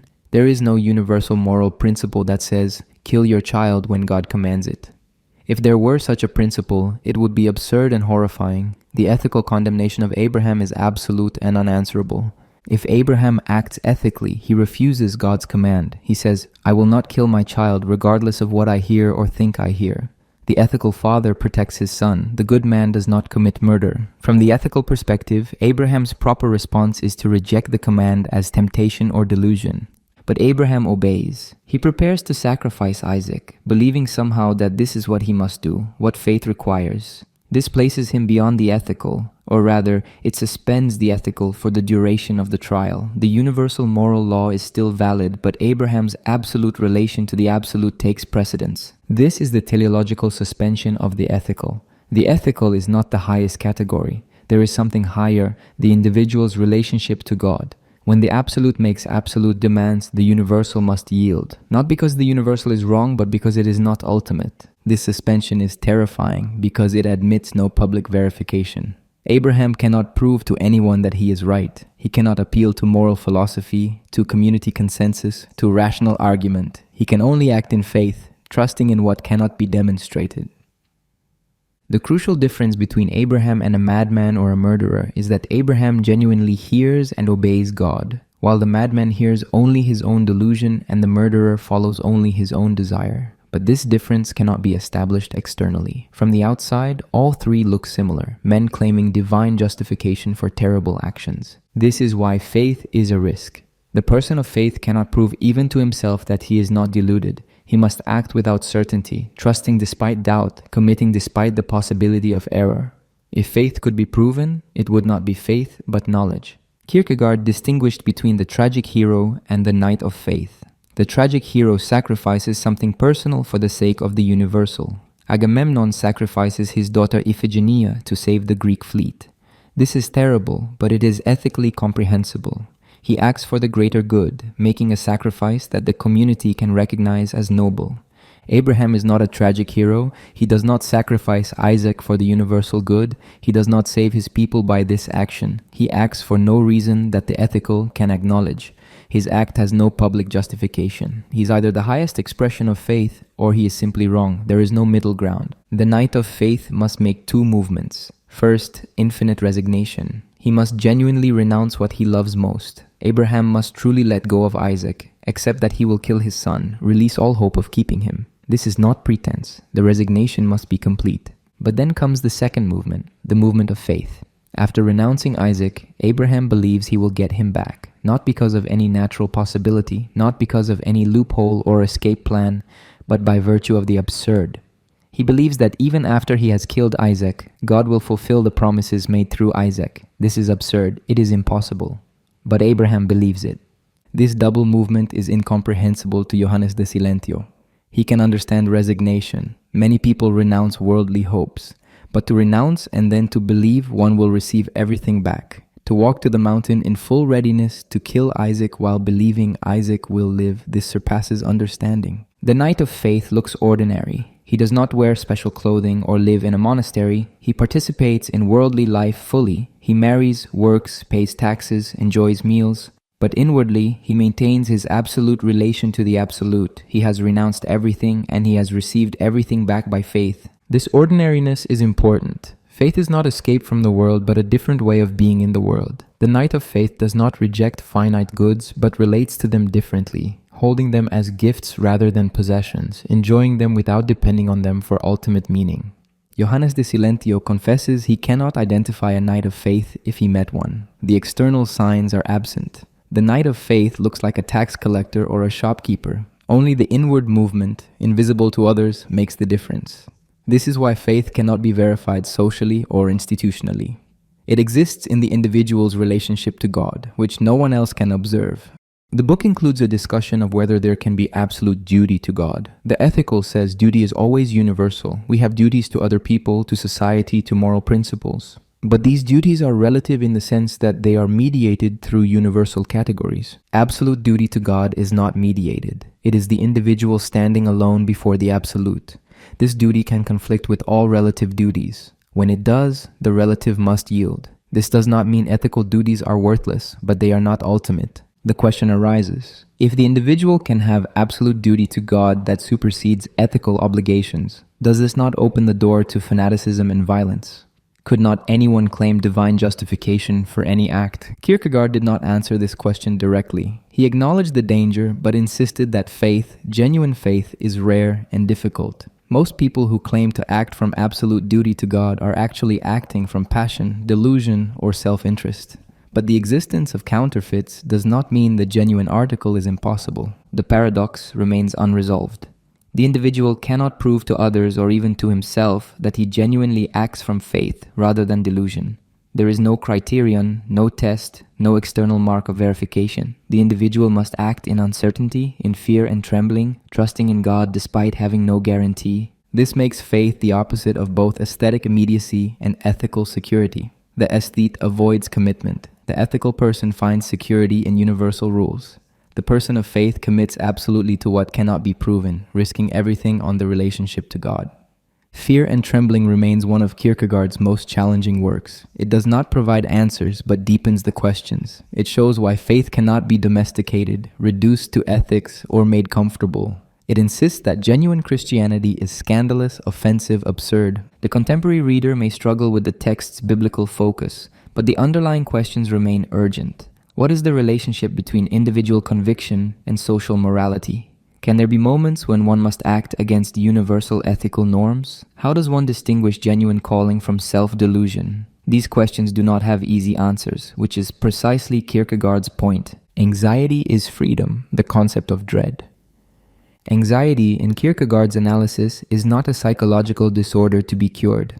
It is a fundamental aspect of human existence, inseparable from freedom. Where there is no freedom, there is no anxiety. Animals do not experience anxiety because they act from instinct, not freedom. Only beings capable of choosing their own existence can experience the peculiar vertigo that Kierkegaard called anxiety or dread. The concept of anxiety, published in 1844 under the pseudonym Vigilius Hafniensis, the Watchman of Copenhagen, explores this phenomenon in detail. The book is dense, technical, and difficult, but it contains crucial insights into human psychology and existential structure. Anxiety differs from fear. Fear has a definite object. You fear the lion, the storm, the exam, the diagnosis.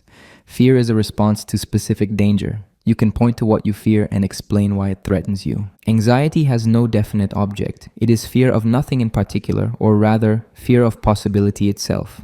The anxious person cannot say exactly what threatens them. The future is uncertain. Choices must be made. Anything could happen. This openness, this lack of determination, this is what produces anxiety. Kierkegaard traced anxiety to the structure of human existence. Human beings are a synthesis of necessity and possibility. We are constrained by circumstances, bodies, facts about the world, but we are also free, able to choose, to imagine alternatives, to become something different than we are. This freedom is not simple liberation. It is also burden. The person who can choose must choose. The person who can become something different might fail to become what they should be. Freedom means responsibility, and responsibility produces anxiety. The first experience of anxiety, according to Kierkegaard, occurs in innocence.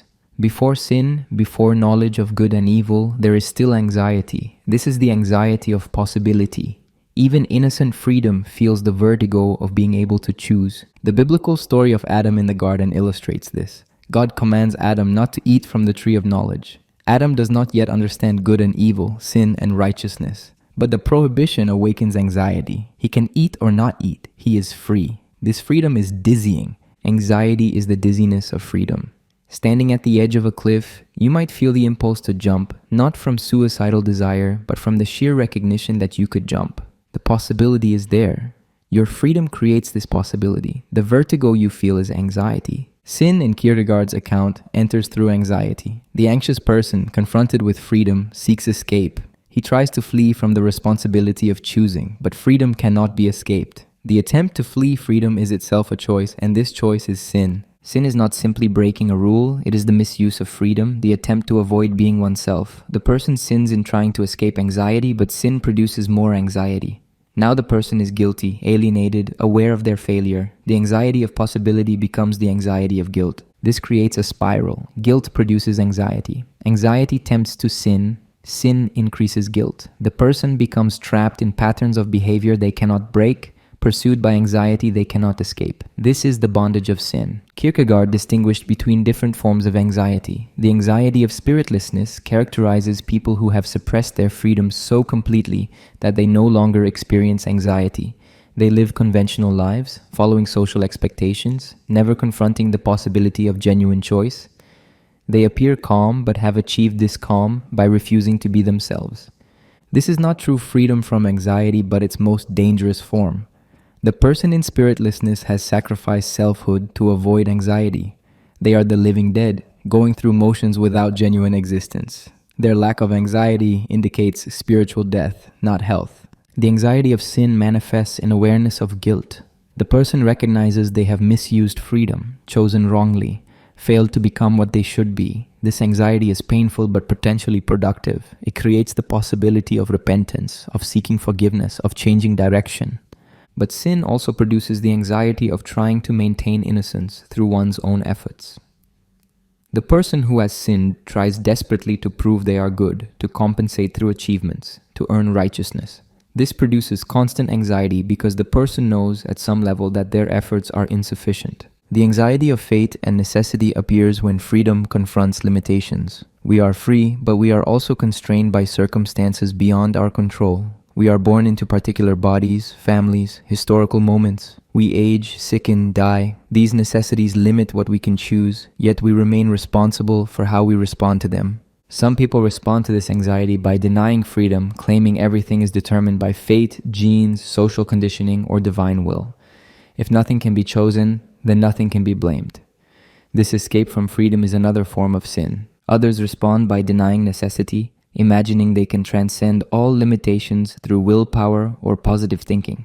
This fantasy also fails because necessities are real. We cannot choose to be immortal, to violate physical laws, to escape our historical situation. Healthy existence requires accepting both freedom and necessity. We are free within limits. We can choose, but not everything. We are responsible, but not omnipotent. Accepting this tension produces anxiety, but it is the anxiety of genuine human existence. The anxiety of guilt and redemption is specifically Christian. The person who recognizes their sin faces a choice. They can despair, believing themselves beyond redemption, or they can have faith, believing that forgiveness is possible despite their unworthiness. This faith does not eliminate anxiety, but transforms it. The Christian lives in anxiety because faith is never complete. There is always doubt, always the possibility of falling away. But this anxiety is accompanied by hope. The person in faith is anxious about their relationship to God, about whether their faith is genuine, about whether they are truly forgiven. But this anxiety drives them deeper into faith rather than away from it. Kierkegaard argued that anxiety is educative. It teaches us about ourselves, about our freedom, about our limitations. The person who never experiences anxiety has not confronted what it means to be human. Anxiety, properly understood, leads to self-awareness and can lead to faith. But anxiety can also be destructive. It can paralyze, preventing any choice. It can drive compulsive behaviors as the person tries desperately to control what cannot be controlled. It can produce mental illness when the person cannot bear the burden of freedom. The relationship between Kierkegaard's existential analysis of anxiety and clinical psychology is complex. Modern psychology recognizes anxiety disorders that cause genuine suffering and impairment. These can be treated with therapy and medication. Kierkegaard would not deny this. But he would insist that not all anxiety is pathological. Some anxiety is appropriate to the human condition. The attempt to eliminate all anxiety through psychological techniques might itself be problematic, an attempt to escape from the existential reality of freedom. The contemporary world produces distinctive forms of anxiety. The anxiety of unlimited choice appears in consumer culture where options proliferate endlessly. What to buy, what to watch, what to believe, who to be. These choices overwhelm. The freedom to choose becomes burden rather than gift. The anxiety of social comparison appears in social media where everyone presents curated versions of their lives. The viewer experiences anxiety about their own life, which seems inadequate by comparison. The freedom to present oneself produces anxiety about whether one's presentation is successful. The anxiety of meaninglessness appears when traditional sources of meaning have eroded. Religion, community, clear social roles, these used to provide structure. Their absence leaves individuals free to create their own meaning, but this freedom produces anxiety. What if the meaning one chooses is wrong? What if there is no inherent meaning at all? Kierkegaard's analysis suggests that these anxieties cannot be eliminated by better life management or more options or clearer information. They are built into the structure of free existence. The only question is whether we face them honestly or try to escape them. Escape takes many forms. Distraction is the most common. Keep busy, stay entertained, never stop moving. If the schedule is full enough, there is no time for anxiety. But the anxiety remains underneath, emerging in quiet moments or dreams. Conformity is another escape. Do what others do, think what others think, be what society expects. The anxiety of choice disappears because choices are made by the crowd, not the individual. But so does selfhood. Addiction provides temporary relief from anxiety. Whether to substances, behaviors, or relationships, addiction offers the illusion of control and the reality of compulsion. The addict escapes the anxiety of freedom by becoming enslaved. Denial is perhaps the most insidious escape. Simply refuse to acknowledge anxiety. Insist that everything is fine. Maintain cheerful optimism regardless of circumstances. This works until it doesn't, until crisis breaks through the denial. Kierkegaard insisted that the proper response to anxiety is not escape, but acceptance and faith. Accept that you are free and therefore anxious. Accept that you cannot ground yourself through your own efforts. Accept that you need what you cannot provide for yourself. Faith does not eliminate anxiety but transforms it. The person in faith is still anxious about their relationship to God, still uncertain whether their faith is adequate, still aware of their freedom and responsibility. But this anxiety is no longer paralyzing because it is held within the relationship to God. The anxiety of faith is the anxiety of love. The lover is anxious about whether they truly love, whether they are loved in return, whether the relationship will endure. But this anxiety is part of love, not opposed to it. So the person of faith is anxious about the relationship to God, but this anxiety expresses the seriousness of the relationship. Education through anxiety is a central theme. Anxiety reveals possibilities. It shows what we could become, for better or worse. The anxious moment is the moment of choice, where the future is still open. What we choose in anxiety shapes what we become. Someone who has never been anxious has never truly chosen. They have drifted through life, reacting to circumstances, following paths of least resistance. Anxiety awakens us to the necessity and burden of choice. But anxiety alone does not teach. It can simply paralyze or drive destructive behaviors. Anxiety becomes educative only when it is understood, when the person recognizes what it reveals about freedom and responsibility. This understanding requires something beyond anxiety itself. Kierkegaard suggested that anxiety, properly understood, creates the possibility for faith. When anxiety reveals that we cannot ground ourselves, that our freedom is both gift and burden, that we are responsible but not self-sufficient, the need for God becomes apparent. This is not a logical proof. Anxiety does not demonstrate that God exists, but it creates existential openness to faith. The person who has genuinely confronted their anxiety, who has faced the abyss of freedom without escaping into distraction or denial, is prepared for the leap of faith. The concept of anxiety connects to Kierkegaard's broader project of making Christianity difficult again. His contemporaries, he thought, had reduced faith to comfortable certainty. They went to church, affirmed doctrines, but experienced no anxiety, no existential struggle. Real faith, Kierkegaard insisted, is accompanied by anxiety. The person of faith is never certain, never comfortable, always aware of the possibility of error or falling away. This anxiety is not a defect of faith, but its accompaniment. Faith without anxiety is not genuine faith, but something else, perhaps ethical respectability or aesthetic religious feeling. The concept of anxiety remains relevant because anxiety remains a fundamental human experience. Modern psychology has developed sophisticated understandings of anxiety disorders, evolutionary explanations of anxiety responses, and effective treatments. But Kierkegaard's existential analysis addresses dimensions that purely clinical approaches might miss. He insisted that some anxiety cannot and should not be cured because it reflects the truth about human existence. We are free. We must choose. We are responsible. These facts produce anxiety necessarily. A human being without any anxiety would be either not free or not aware of their freedom. The question is not how to eliminate anxiety, but how to live with it authentically.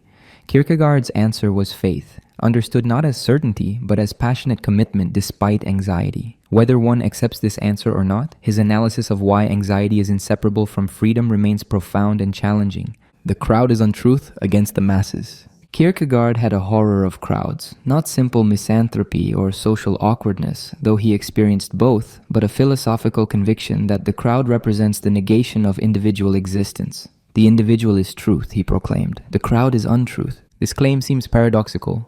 Surely many people together know more than one person alone. Surely collective wisdom exceeds individual opinion. Surely democracy, community, and shared values have worth, but Kierkegaard was making a different point entirely. The crowd, in his analysis, is not simply many people gathered together.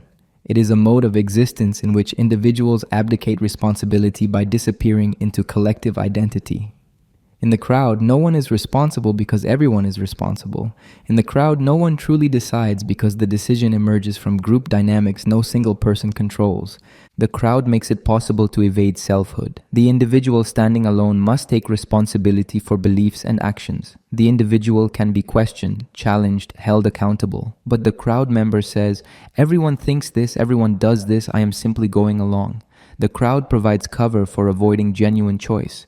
Kierkegaard observed this dynamic in Copenhagen's social life. People adopted opinions not through personal conviction but through social conformity. They believed what their class or profession or political group believed. They were liberals or conservatives, religious or secular, not through individual decision but through tribal belonging. This was true even in church, perhaps especially in church. Denmark was officially Christian. Nearly everyone was baptized, confirmed, married in church. But how many were Christians in the sense of having made an individual decision for faith? Very few, Kierkegaard thought. Most simply participated in collective Christian identity without personal appropriation. The crowd is also cowardly. Individually, most people are decent, reluctant to harm others, capable of sympathy. But in the crowd, ordinary people become capable of terrible things. The crowd provides anonymity. No single person feels responsible. The individual conscience is drowned in collective passion. Kierkegaard saw this in political movements and public controversies. Individuals who would be polite in private conversation became vicious in public forums. The crowd gave them permission to act on impulses they would otherwise restrain. The crowd is untruth because it enables people to evade their individual humanity. The press, in Kierkegaard's time as in ours, exemplified crowd dynamics.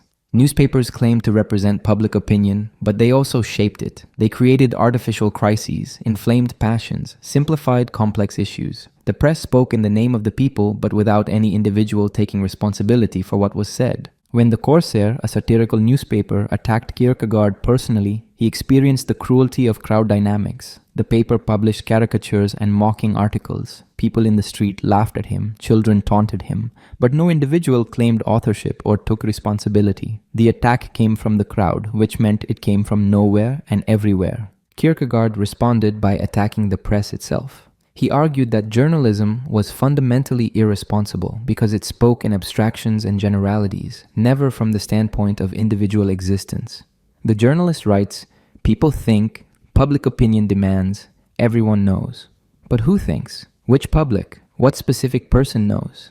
This evasion of individual responsibility corrupts public discourse. Issues are debated not by individuals staking their reputations on positions, but by abstract voices claiming to represent collective opinion. The result is noise, heat, but not genuine communication or thought. The political sphere particularly troubled Kierkegaard. Politics operates through parties, movements, collective action, but in doing so, it effaces individual responsibility. The politician claims to represent constituents or party or national interest.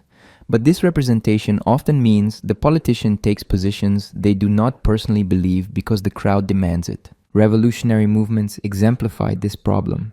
Europe in the 1840s was marked by revolutionary fervor, nationalistic movements, demands for democracy and reform. Kierkegaard was not conservative in any simple sense, but he was suspicious of revolutionary crowds claiming to represent historical progress or the will of the people.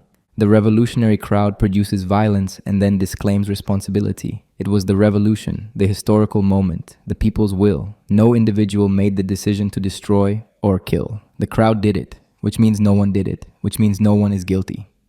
Kierkegaard's alternative was the category of the individual. Not individualism in the sense of selfishness or isolation, but individual existence in the sense of taking personal responsibility for one's life, beliefs, and actions. The individual stands alone before God, accountable, unable to hide behind collective identity. This is lonely and difficult. The crowd offers comfort, belonging, the security of numbers. The individual must face uncertainty alone. The crowd provides ready-made answers to life's questions. The individual must struggle to find their own answers. The crowd absolves guilt by distributing it. The individual must bear full responsibility. But only the individual can have genuine existence. Only the individual can make real choices. Only the individual can stand in authentic relationship to God. The crowd is always abstract, never concrete. The individual is the only reality. This emphasis on individual existence sounds compatible with modern individualism, but important differences exist. Kierkegaard was not arguing for individual rights against collective obligations, though he valued freedom. He was not celebrating personal autonomy as the highest good. He was insisting that genuine human existence requires standing as an individual before God. The individual, in Kierkegaard's sense, is not self-created or self-sufficient. The individual is the person who recognizes their absolute dependence on God and takes responsibility for their relationship to the absolute. This is very different from the autonomous individual of liberal political theory. Kierkegaard also recognized that individuals must participate in social life. We are born into families, communities, nations. We have social roles and responsibilities. The question is not whether to participate, but how. Do we participate as individuals who have made personal choices, or do we simply conform to collective expectations? Marriage illustrates this. Two people can marry because it is socially expected, because their families approve, because everyone in their social circle marries. Or they can marry through genuine individual choice, each person deciding for themselves that this is the person they choose, the commitment they make. Externally, the marriages look similar. Existentially, they are utterly different. The same applies to faith. One can be Christian because one was raised Christian, because the society is Christian, because the crowd is Christian. Or one can become Christian through individual decision, personal appropriation of faith. The first is not genuine Christianity, in Kierkegaard's view. It is merely cultural conformity masquerading as religion. His attack on Christendom, the cultural Christianity of his time, flowed from this insight. Christendom was Christianity as crowd phenomenon. Everyone was Christian in the same way everyone spoke Danish or wore shoes. It was social fact, not individual faith. Kierkegaard wanted to destroy Christendom to make individual Christian existence possible again. This required making Christianity difficult, offensive, demanding. As long as Christianity was comfortable and socially advantageous, people would be Christian for crowd reasons. Only when Christianity became challenging would individuals have to decide whether to commit personally. The contemporary relevance is obvious. Social media amplifies crowd dynamics. Online mobs form instantly, attacking targets with righteous fury, then dissolving without anyone taking responsibility. People adopt political positions not through individual thought, but through tribal signaling. Echo chambers reinforce group opinions without subjecting them to critical examination. The phenomenon of viral outrage exemplifies what Kierkegaard meant by the crowd. Thousands or millions of people express fury about some event or statement, but most have not examined the issue carefully. They are responding to what the crowd responds to, feeling what the crowd feels. Individual judgment is suspended in favor of collective emotion. Political polarization reflects crowd dynamics. People affiliate with one of two teams and adopt the entire package of team positions. To question any team belief risks exclusion from the crowd. The crowd enforces conformity while claiming to value diversity. The individual who thinks differently must either hide their thoughts or face crowd punishment. Kierkegaard would recognize contemporary cancel culture as crowd phenomenon. The canceling is done by the crowd, which means no individual is responsible. The target is attacked by an abstraction. Public opinion, the community, marginalized voices. The specific individuals making accusations often remain anonymous or claim to speak for others. Consumer culture also reflects crowd dynamics. People buy what others buy, dress as others dress, adopt lifestyles promoted by influencers. Individual taste and choice are shaped by collective trends to an extent people rarely acknowledge. The crowd tells you what to want and you want it, believing the desire is your own. Kierkegaard's insistence on the individual against the crowd is not a political program. It offers no policy solutions to social problems. It is an existential demand. Become an individual, take responsibility, stand alone before God. This demand applies regardless of political affiliation or social position. Some have argued that Kierkegaard's individualism is antisocial or apolitical, that it cannot ground ethics of community and justice. This criticism has force. Kierkegaard offered no theory of how individuals should organize social life. His focus was exclusively on individual existence before God. But his critique of the crowd remains valuable. Any genuine social reform or collective action must be undertaken by individuals who have genuinely chosen to participate, not by a crowd acting from collective passion. The difference between a movement of individuals and a mob is precisely this: whether participants act from individual conviction or crowd dynamics. Kierkegaard died fighting the crowd. His attack on the Danish church in his final years was an attack on collective cultural Christianity. He published pamphlets and articles denouncing bishops and pastors who represented Christendom. He was viciously attacked in return, mocked, isolated. He died having alienated most of Copenhagen society. But he died as an individual, having said what he believed needed saying, having taken responsibility for his positions. He did not seek crowd approval or fear crowd condemnation. He stood alone, which is what he believed genuine existence required. Whether his specific religious convictions were correct is one question. Whether his analysis of crowd dynamics and individual existence is correct is another.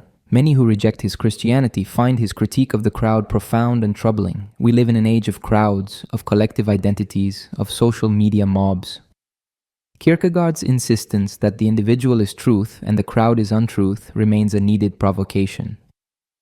Subjectivity is truth, personal versus universal. One of Kierkegaard's most provocative claims appears in the concluding unscientific postscript. Subjectivity is truth. This seems like relativism or solipsism, the denial that objective truth exists. But Kierkegaard meant something more subtle and more challenging than mere relativism. The claim must be understood in context. Kierkegaard was attacking the assumption that truth is purely objective, that the proper stance toward truth is detachment and dispassionate analysis. This assumption dominated philosophy in his time, particularly in Hegelian idealism, which claimed to provide an objective, systematic account of all reality. Hegel's philosophy attempted to think from the standpoint of the absolute, to see reality as it appears to God or to world spirit. The individual human perspective was treated as limited and partial, to be overcome through dialectical thinking that rises to the universal. Kierkegaard rejected this entirely. The individual human being cannot think from the standpoint of the absolute. We are finite, situated, existing in time. Our perspective is necessarily individual and subjective. To pretend otherwise is not philosophical sophistication but self-deception. Moreover, the attempt to achieve purely objective truth misses what matters most for human existence.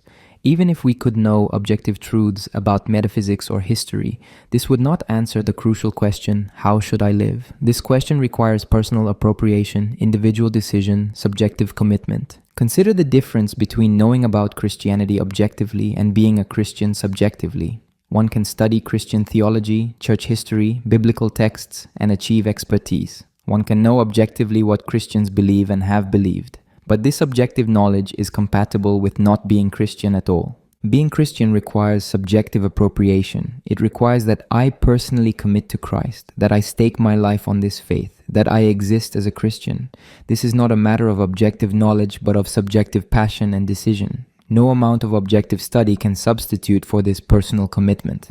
This distinction applies beyond religion. Consider ethical knowledge. One can know objectively what morality requires. Honesty is good, murder is wrong, and so forth. But this knowledge is worthless without subjective appropriation. The person who knows that honesty is good but lies anyway has objective knowledge without subjective truth. Subjective truth means existing in the truth, embodying it, making it real through personal commitment.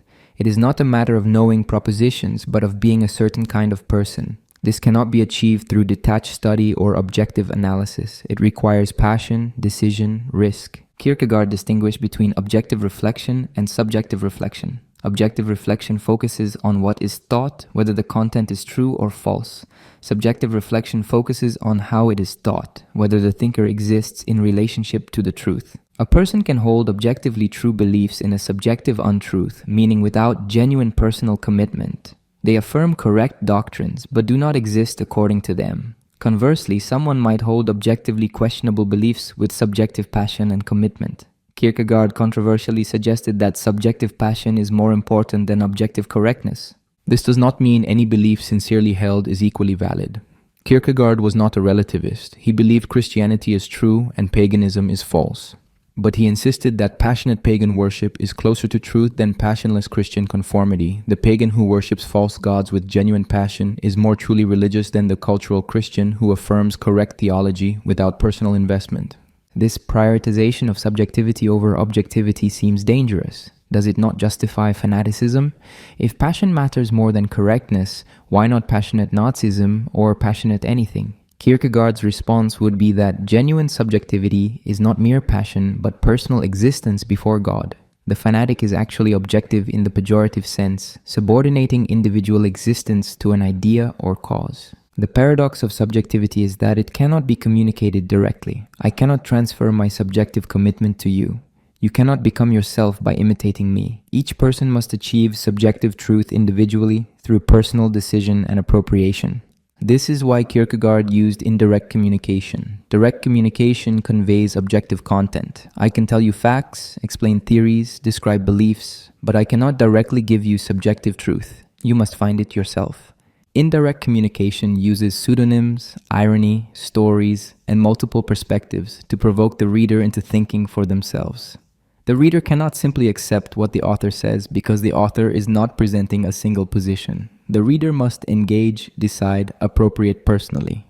Fear and Trembling illustrates this. Johannes de Silentio does not say, "Here is what you should believe about Abraham." He circles the story, offering perspectives, raising questions, admitting he cannot understand. The reader is forced to wrestle with the text, to think for themselves, to make their own appropriation. Subjectivity as truth also means that what matters is not just what one believes, but how one exists in relation to it. Two people might affirm the same Christian doctrines. One exists in passionate relationship to these truths, organizing their entire life around them. The other affirms them conventionally without existential investment. The first has subjective truth, the second has only objective correctness. This applies to philosophy itself. One can study Kierkegaard's works objectively, understanding his concepts, arguments, and positions. This is legitimate scholarship, but it is not what Kierkegaard wanted. He wanted readers to appropriate his insights subjectively, to use them to become individuals before God. The tension between objective and subjective truth appears in how people relate to books. One can read Kierkegaard objectively, treating his text as objects of scholarly analysis.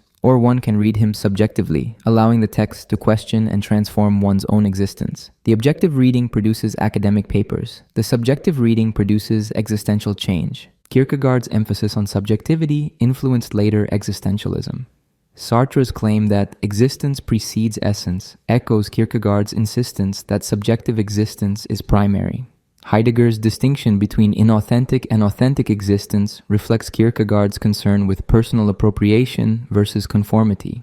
But important differences exist. Sartre and Heidegger generally avoided Kierkegaard's theological framework. For them, subjectivity does not necessarily involve relationship to God. Kierkegaard, by contrast, insisted that genuine subjectivity is religious, that the individual before God is the truth of human existence. Contemporary philosophy has largely rejected Kierkegaard's emphasis on subjectivity in favor of various forms of objectivism: scientific naturalism, analytic philosophy, continental materialism. The assumption is that truth must be objective, verifiable, independent of individual perspective. But Kierkegaard's critique remains relevant. Even if objective truth exists, our relationship to truth is inescapably subjective. We exist as individuals in time, facing choices, requiring meaning. Objective knowledge does not address these existential needs. Consider someone facing a major life decision, whether to marry, change careers, move to another country. Objective information is relevant. Facts about the person, the job, the place matter. But the decision cannot be made purely objectively. At some point, the individual must commit, must leap, must decide without complete information or certainty.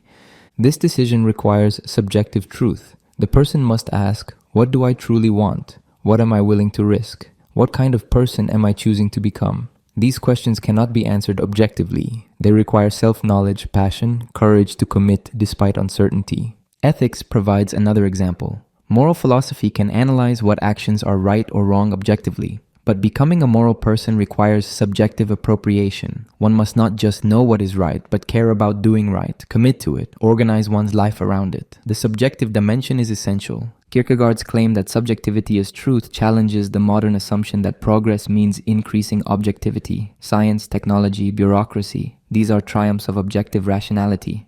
But Kierkegaard insisted that objective rationality cannot address what matters most: how to exist as an individual, what to commit to, what to live for. The subjective thinker in Kierkegaard's vision is not irrational or arbitrary. Subjective truth requires discipline, honesty, courage. It means facing oneself without self-deception, taking responsibility for one's existence, committing despite uncertainty. This is harder than objective thinking, which can remain detached and safe. Modern life creates many opportunities to avoid subjective truth. We can research endlessly without deciding. We can analyze our lives without changing them. We can hold opinions without staking anything on them. The internet provides infinite objective information but does nothing to help us exist subjectively in relation to truth. Therapy and self-help often promise objective solutions to subjective problems. Follow these steps, adopt these techniques, think these thoughts, and you will be happy or successful. But subjective truth cannot be achieved through objective methods. It requires something different: personal appropriation, individual decision, passionate commitment.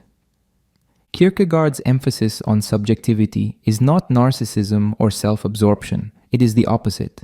Narcissism treats the self as object, something to be perfected or displayed. Subjective truth means existing as subject, taking responsibility for one's existence, standing before God. The individual before God is not self-focused, but God-focused. Subjectivity means recognizing that one's existence is not self-grounded, but depends absolutely on the absolute. This recognition requires turning inward, examining oneself, but the purpose is to turn upward, toward God. Whether one accepts Kierkegaard's theological framework or not, his insistence that truth has a subjective dimension remains important.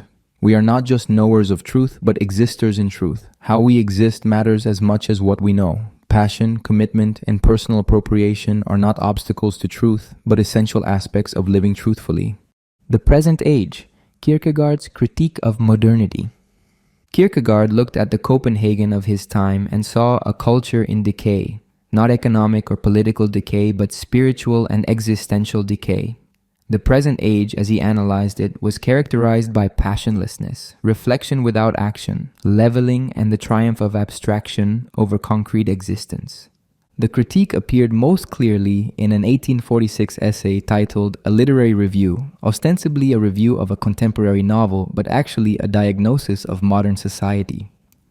Kierkegaard contrasted the present age with previous ages, particularly revolutionary periods characterized by passion and commitment. The revolutionary age was an age of action. People committed to causes, fought for beliefs, risked everything for ideals. Whether these ideals were right or wrong, the commitment was genuine. People existed passionately, taking stands, accepting consequences. The present age, by contrast, is an age of reflection. People think about everything, discuss everything, analyze everything, but commit to nothing. Reflection replaces action. Ironic detachment replaces passionate engagement. Everyone is a critic, a commentator, an observer. No one is a participant. This endless reflection produces paralysis. The person who reflects on every possible consequence, who considers every objection, who weighs every alternative, never acts. Action requires a leap beyond perfect knowledge. But the reflective age refuses to leap. It wants certainty before commitment, which means it never commits. Kierkegaard saw this in public life. Political discussions were endless, but genuine political action was rare. Everyone had opinions, but few would risk anything to implement them. The press facilitated this by creating the illusion of participation through reading and talking, while actual engagement declined. The phenomenon of public opinion exemplified the problem. Public opinion is abstract, impersonal, claiming authority without responsibility. Politicians defer to it. Journalists claim to represent it. But no one is personally accountable for it. Public opinion is the voice of the crowd, which is untruth. Leveling was another characteristic of the present age. Traditional hierarchies and distinctions were being eroded, which had some positive aspects.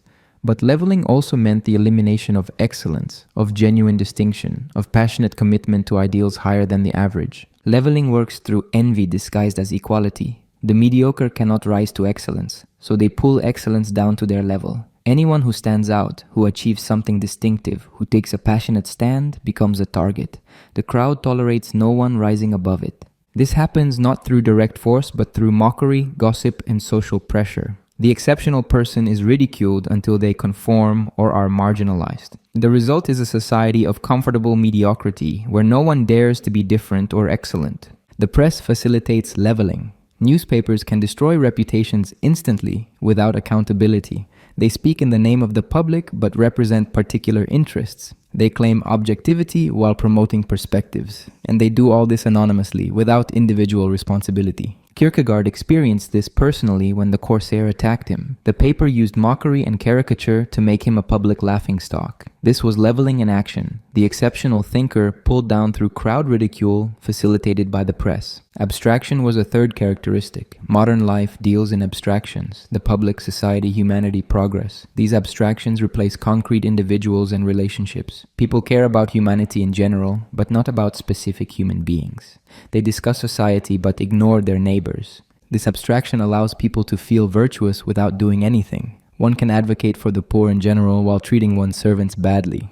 One can praise humanity while despising actual humans. Abstract concern costs nothing and commits nothing. Religious life showed this particularly clearly. People discussed Christianity as doctrine, history, or cultural phenomenon. But few existed as Christians, actually living according to Christian faith. Christianity had become abstract, something to think about and discuss, not something to be. The church itself had become abstract. It was an institution, a social structure, a cultural force, but it had lost connection to individual faith. Church attendance was social convention, not religious commitment. Sermons were ethical advice or cultural commentary, not proclamations of radical Christian truth. Kierkegaard's attack on the Danish church in his final years flowed from this analysis. The church represented everything wrong with the present age: passionlessness, abstraction, comfortable conformity, the elimination of genuine Christian existence in favor of cultural Christianity. His critique of modernity was not reactionary in any simple sense. He was not calling for return to feudalism or religious authoritarianism.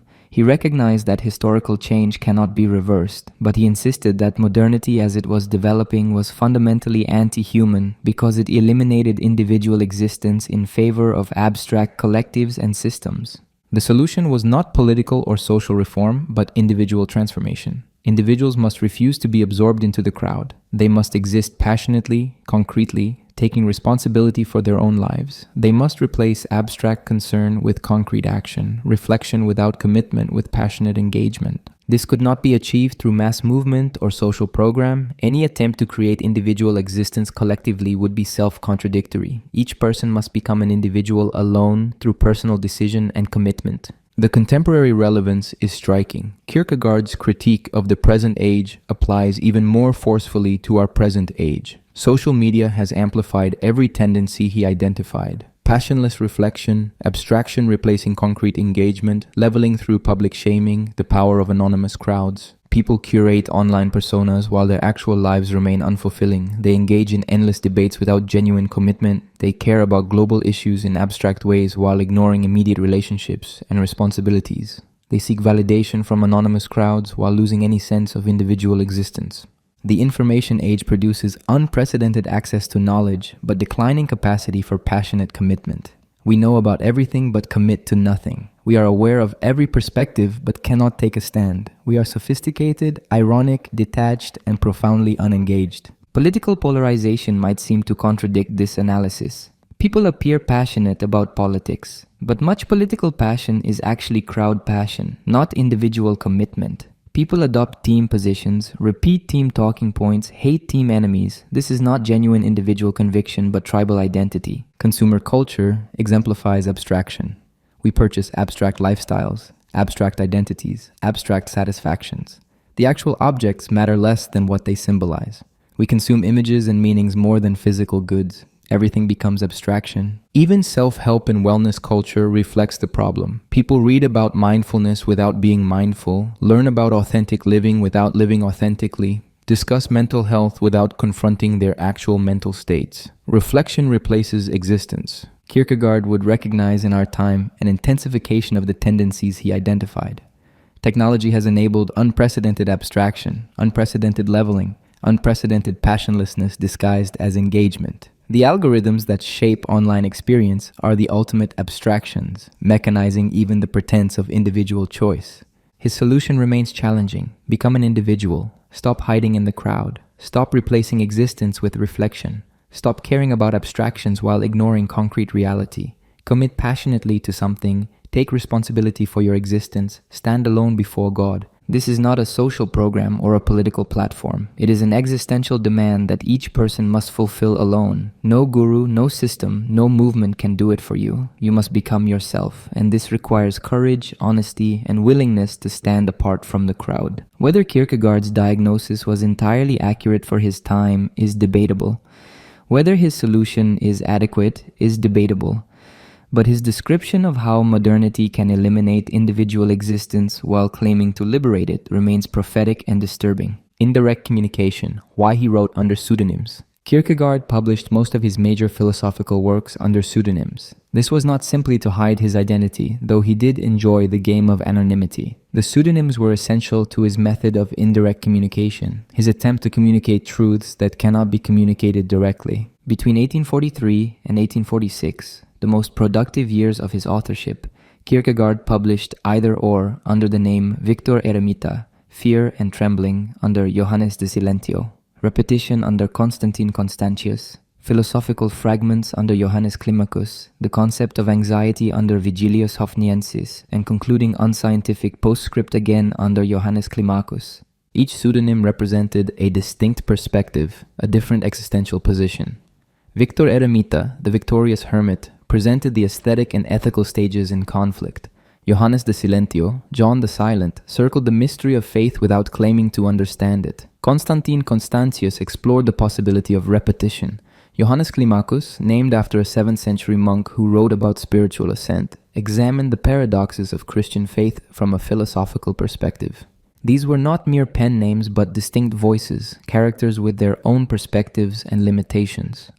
Kierkegaard insisted that he was not responsible for what his pseudonyms wrote. He was the publisher, the editor, the one who brought their writings before the public, but not the author of their positions. This seems like a game, and in some sense it was. Kierkegaard enjoyed the intellectual playfulness, the confusion of Copenhagen society trying to figure out who was writing what. But the pseudonyms served a serious philosophical purpose. Direct communication assumes that truth can be transferred from one person to another like an object. The teacher knows something the student does not. The teacher explains it. The student understands. Knowledge has been communicated directly. This works for objective knowledge, for facts and theories that can be stated and explained. But existential truth cannot be communicated directly. The truth about how to exist, about what it means to be oneself, about the need for faith, these truths must be appropriated individually. No one can hand you your selfhood, no one can have faith on your behalf. You must achieve these things yourself. If Kierkegaard had written directly, under his own name, presenting his positions as truth to be accepted, he would have made it too easy for readers to avoid the work of personal appropriation. Readers could simply say, Kierkegaard believes X, therefore I believe X. Or, Kierkegaard is wrong about X. Either way, the reader remains detached, relating to the ideas objectively rather than existentially. Indirect communication prevents this. When multiple pseudonyms present conflicting perspectives, the reader cannot simply accept one as true. The reader must engage, think, decide. The reader is forced into the work that produces genuine understanding. Either Or exemplifies this method. The first part presents the aesthetic life through multiple voices and perspectives. The Seducer's Diary, essays on opera and drama, reflections on boredom and rotation, all these express the aesthetic approach to existence. The second part presents Judge William's defense of the ethical life, marriage, duty, and responsibility. Which position is correct? Kierkegaard does not say because Kierkegaard, under his own name, did not write the book. Victor Eremita claims to have found these papers and published them. The reader must decide. Is the aesthetic life attractive or empty? Is the ethical life dignified or insufficient? The book forces the reader to think rather than providing answers. Fear and Trembling operate similarly. Johannes de Silentio admits from the beginning that he cannot understand Abraham. He can admire him, discuss him, but not comprehend him. This is not false modesty. Johannes genuinely represents a perspective that has not achieved faith and therefore cannot fully understand faith. If Kierkegaard had written directly about Abraham as the knight of faith, it would have been too simple. Readers could agree or disagree, but Johannes's honest confusion, his circling of the mystery, forces readers into the same struggle. You cannot simply accept Johannes's conclusions because he himself admits he has not reached conclusions. The pseudonyms also protect Kierkegaard from being identified too closely with positions he presents for consideration but does not necessarily endorse. The aesthetic life in Either Or is presented powerfully and attractively. If Kierkegaard had written it under his own name, people might have thought he endorsed that life. The pseudonym creates distance. This became important in Copenhagen society. People gossiped about whether The Seducer's Diary was Kierkegaard's confession about Regina. If he had published it under his own name, this reading would have been inevitable. The pseudonym created ambiguity. Was this Kierkegaard's experience or a fictional exploration? The uncertainty was intentional. Kierkegaard distinguished between the aesthetic works, written under pseudonyms, and the religious works, written under his own name. The aesthetic works presented various existential possibilities indirectly. The religious works, such as edifying discourses, addressed the reader directly about Christian themes. But even the religious works used a kind of indirect communication. They were not systematic theology or doctrinal instruction. They were discourses, meditations, reflections designed to provoke the reader's own thinking rather than to provide authoritative teaching. The entire authorship had a structure, Kierkegaard later explained. The aesthetic works were one side, the religious works the other. Together, they created a kind of pincer movement, approaching the reader from different directions, forcing the question, how will you exist? The pseudonymous works explored human existence without assuming Christian faith. They showed the inadequacy of aesthetic and ethical life on their own terms. The religious works proclaimed Christian truth directly. Between them, the reader was placed in a position of having to decide. This explains why Kierkegaard sometimes seemed to contradict himself. Johannes Climacus, in Philosophical Fragments and concluding unscientific postscript, argued that Christianity cannot be proven rationally and requires a leap of faith. Anti-Climacus, in The Sickness, Unto Death and Practice in Christianity, presented Christian truth more assertively. These were different voices, different approaches, not contradictions. The use of pseudonyms also reflected Kierkegaard's view of authorship more generally. The author should not be an authority figure whom readers follow blindly. The author should be a midwife in Socratic terms, helping readers give birth to their own understanding. This requires not presenting oneself as the source of truth, but creating conditions for readers to discover truth themselves. Socrates was Kierkegaard's model. Socrates claimed to know nothing. He asked questions, created puzzles, forced interlocutors to think for themselves. He did not lecture or provide systems. His irony and indirect methods were designed to awaken individuals to their own ignorance and their own need to seek truth. Kierkegaard saw himself as doing something similar for his age. Copenhagen was full of people who thought they knew, who had comfortable answers, who had never genuinely questioned their existence. Indirect communication was designed to unsettle them, to create doubt, to force genuine thinking. The risk of indirect communication is misunderstanding. And indeed, Kierkegaard was widely misunderstood in his lifetime. People read the aesthetic works and thought he was an aesthete. People read Fear and Trembling and thought he was advocating irrationalism or fanaticism. The pseudonyms created confusion. But Kierkegaard accepted this risk because direct communication carried a worse risk. The risk of making truth too easy, too comfortable, too available. Better to be misunderstood than to enable readers to avoid the work of personal appropriation. In his late work, The Point of View for My Work as an Author, published posthumously, Kierkegaard explained his method explicitly. He admitted he had been a religious author from the beginning. Even the aesthetic works were designed to serve religious purposes, approaching readers where they were in order to move them toward Christianity. This explanation has been controversial. Some readers feel betrayed, as if Kierkegaard was manipulating them all along. Others argue that the late explanation simplifies what was actually more complex and ambiguous. Still others see it as clarifying what was always implicit. Whatever one makes of Kierkegaard's later self-interpretation, the method of indirect communication remains philosophically significant. It raises important questions about how existential and religious truths can be communicated, if they can be communicated at all. Contemporary philosophers have largely abandoned indirect communication in favor of direct argument. Analytic philosophy presents theses and defends them through logic and evidence. Continental philosophy, while more literary, generally writes under the author's own name with recognizable positions. But some writers continue to use indirect methods. Novels and literature generally operate indirectly, presenting situations and characters without telling readers what to think. Film and art communicate indirectly by nature. The question is whether philosophy should operate this way. Kierkegaard would argue that philosophy dealing with existential matters must use indirect communication, at least partly. Questions about how to exist cannot be answered the way questions about physics or logic can be answered. The reader must be provoked into thinking for themselves, not given conclusions to accept or reject. The internet age creates new possibilities and problems for indirect communication. Online, everyone uses pseudonyms or personas to some degree. People present curated versions of themselves, but this is usually not genuine indirect communication in Kierkegaard's sense. It is performance or deception, not a method to provoke authentic thinking. Social media tends toward direct communication of the worst kind. Assertions without argument, positions without nuance, declarations demanding agreement or opposition. The kind of complex, multivocal, ironic communication Kierkegaard practiced would be impossible in tweet or post form. Yet the need for indirect communication may be greater than ever. People are saturated with direct communication, with people telling them what to think about everything. What is rare is communication that respects the reader's need to think for themselves, that creates space for personal appropriation rather than demanding agreement.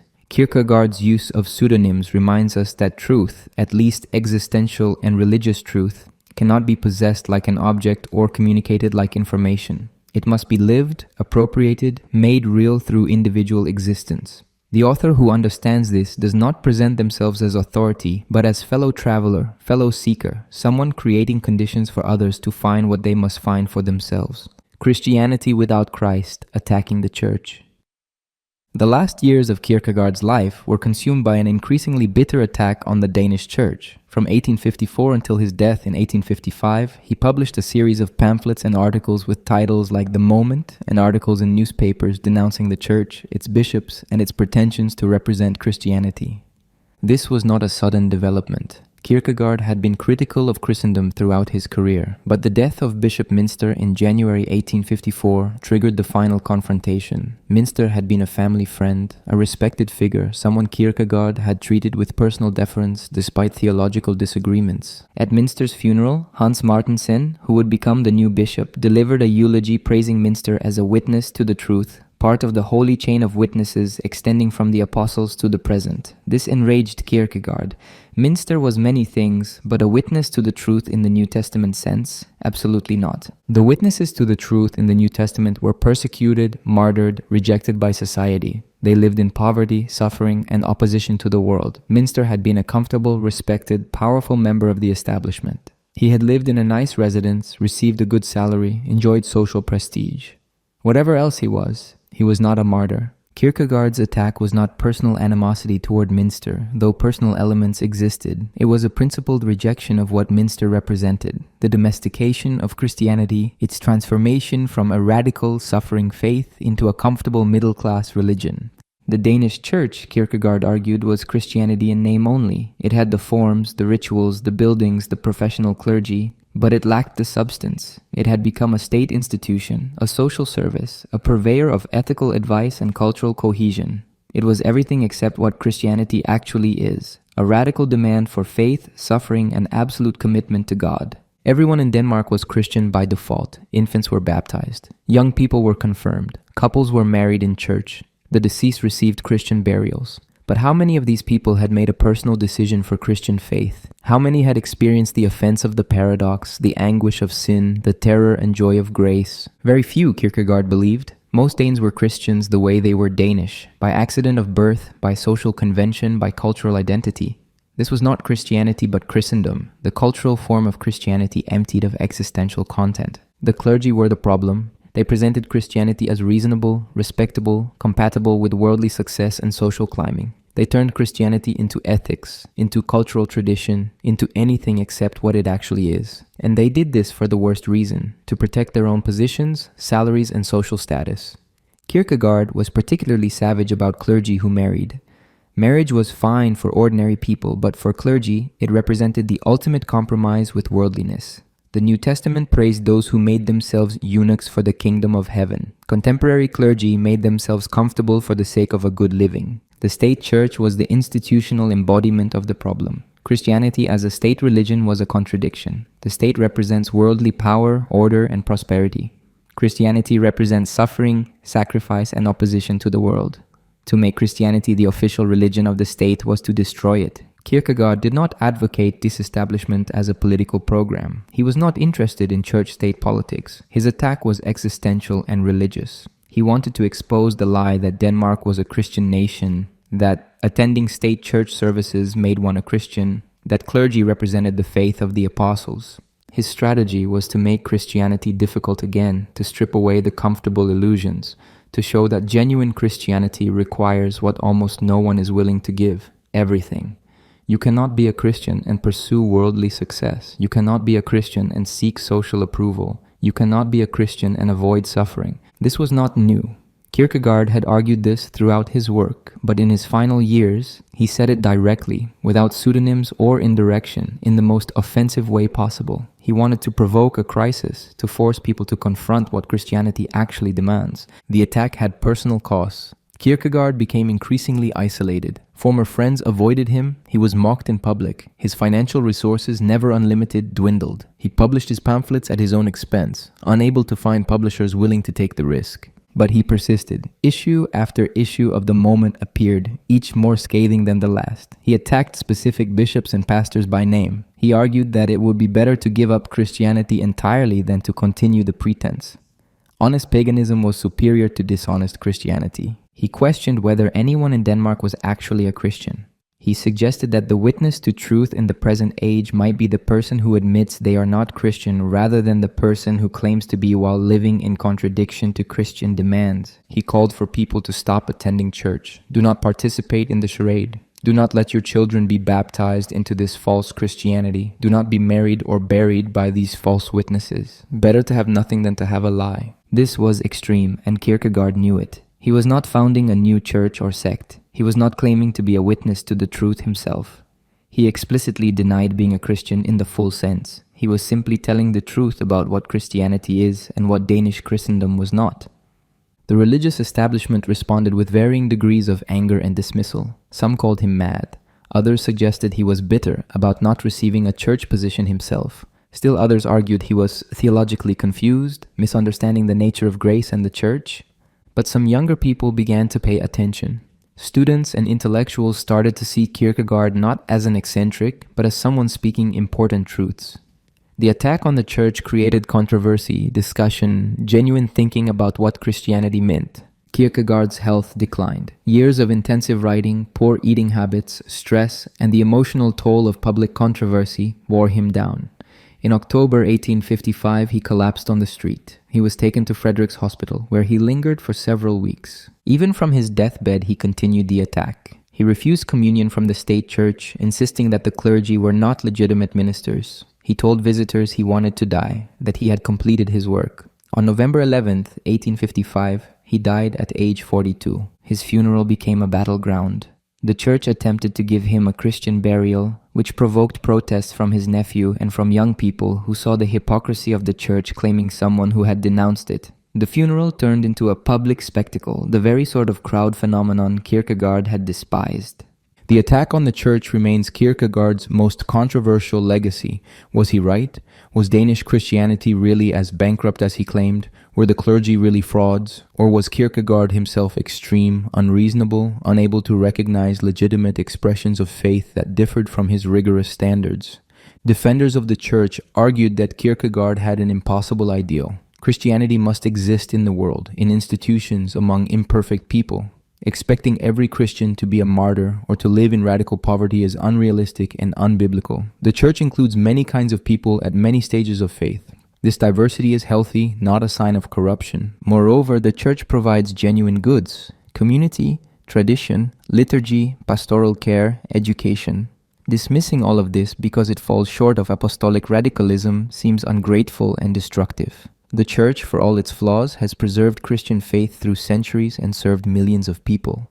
Kierkegaard's response would be that these defenses miss the point. He was not against community or liturgy or pastoral care in themselves. He was against the lie that participation in these things constitutes Christian faith. He was against the confusion of cultural Christianity with the radical discipleship the New Testament demands. The contemporary relevance is clear. Many Western societies have cultural Christianity similar to what Kierkegaard described. People identify as Christian without practicing faith. Churches blend into the surrounding culture, offering therapy and community rather than proclamation of the gospel. Clergy pursue careers rather than callings.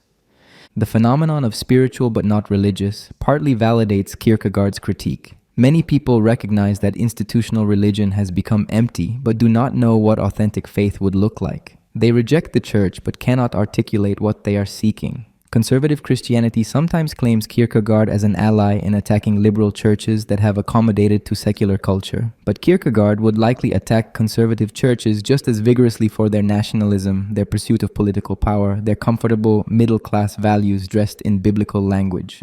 His critique transcends the liberal-conservative divide. Any Christianity that is comfortable, respectable, and compatible with worldly success is not genuine Christianity in Kierkegaard's view. This applies whether the church is progressive or traditional, Catholic or Protestant, liturgical or contemporary.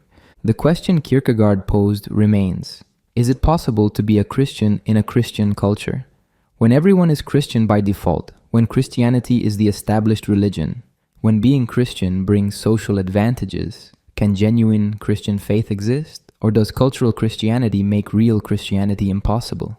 His answer was that most cultural Christians are not Christians at all. They are participants in a cultural tradition, but they have not made the individual decision for faith that Christianity requires.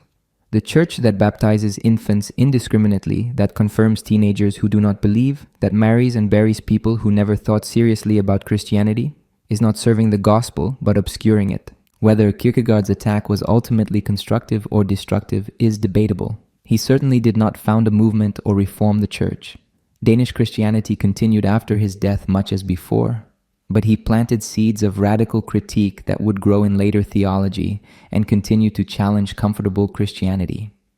His insistence that Christianity is about individual decision, personal suffering, and radical commitment against the world remains a needed corrective to Christianity as cultural identity or therapeutic self-help. Whether his vision of Christianity is the only legitimate one, whether his standards are too high, whether his attack was fair, these questions remain alive because the tension he identified between cultural Christianity and genuine faith remains unresolved.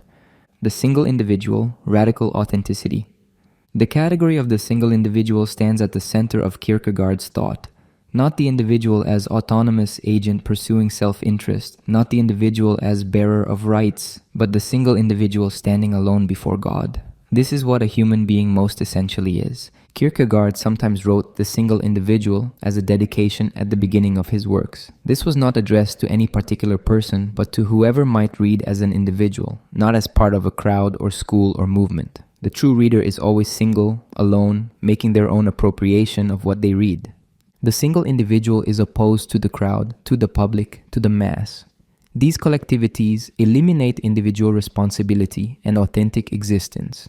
In the crowd, I can avoid being myself by being like everyone else. As a single individual, I cannot hide. I am fully exposed, fully responsible, fully myself. This sounds like modern individualism, but crucial differences exist. Modern individualism celebrates autonomy, self-creation, independence. The individual defines their own values, chooses their own path, owes nothing to tradition or authority. This is the individual as sovereign self. Kierkegaard's single individual is not sovereign but absolutely dependent. The single individual stands before God, which means acknowledging absolute dependence on the absolute. Far from being self-created, the single individual recognizes that selfhood is a gift and a task that requires divine ground. The single individual is not isolated from others.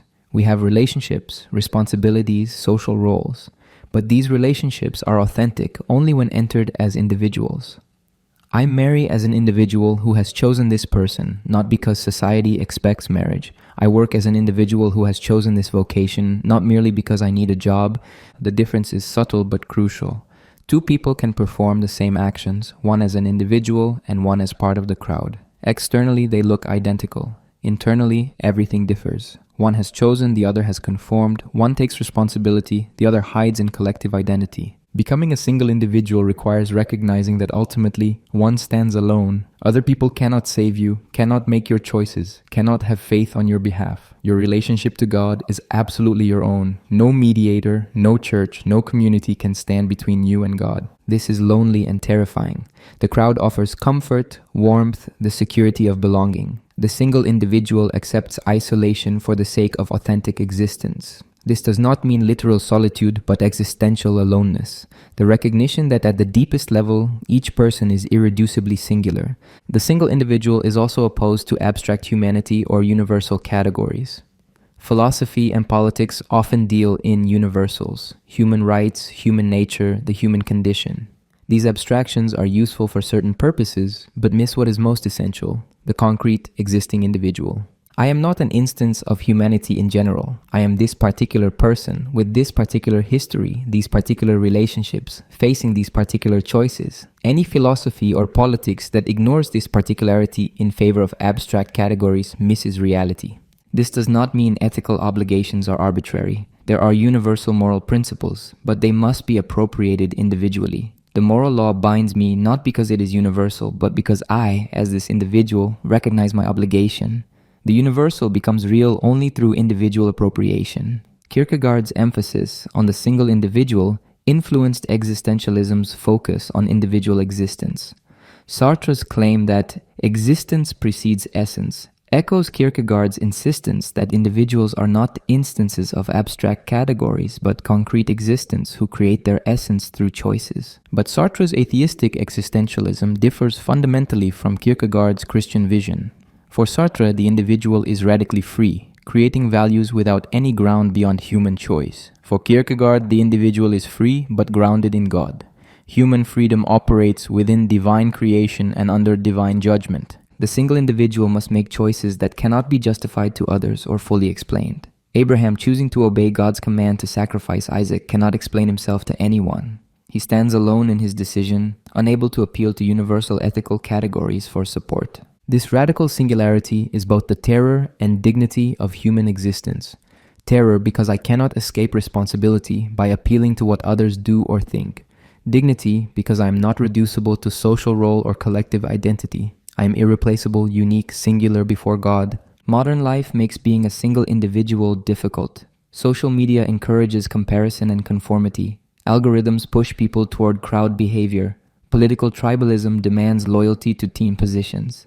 Consumer culture offers identity through purchases. All of this works against individual existence. The single individual must resist these forces. This does not mean rejecting all technology or social participation. It means maintaining awareness that one is an individual responsible for one's own existence, not dissolvable into collective identities or social roles. Prayer is crucial for the single individual. In prayer, one speaks to God alone, without mediation or witnesses. This is where individual existence is most fully realized. The why addressing the thou, the particular person standing before the absolute. Kierkegaard distinguished between the numerical and the essential meaning of individual. Numerically, everyone is an individual simply by being a separate person. But essentially, being an individual means existing in a certain way, with awareness, responsibility, and relation to God. Many people are numerically individuals, but essentially part of the crowd. They go through life without genuine self-awareness, without taking responsibility, without standing before God. They are individuals only in the trivial sense of being separate organisms. Becoming a single individual in the essential sense is rare and difficult. It requires awakening to one's own existence, accepting the burden of freedom and responsibility, establishing direct relation to God. Most people avoid this, preferring the comfort of crowd existence. The single individual is not necessarily opposed to community. Genuine community consists of individuals in authentic relationship, not a crowd that has eliminated individuality. In genuine community, each person relates to others as an individual, maintaining their singularity while forming bonds. Marriage, when entered as individuals making genuine choices, can be such a community.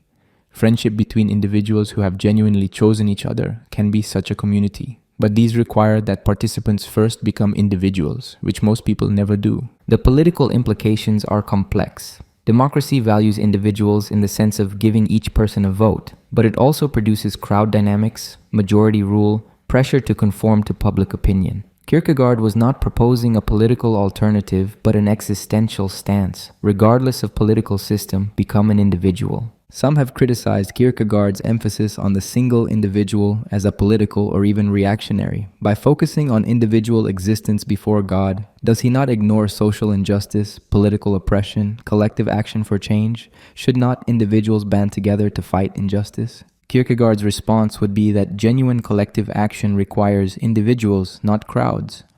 A movement for justice composed of individuals acting from personal conviction is very different from a mob acting from collective passion. The difference is whether participants have genuinely chosen or merely conformed. Moreover, the single individual before God has ethical obligations that include justice and care for others. But these obligations are mine, personally appropriated, not imposed by crowd morality or political correctness. I care for the poor because I, before God, recognize this obligation, not because society demands it. The contemporary emphasis on identity politics creates interesting tensions with Kierkegaard's thought.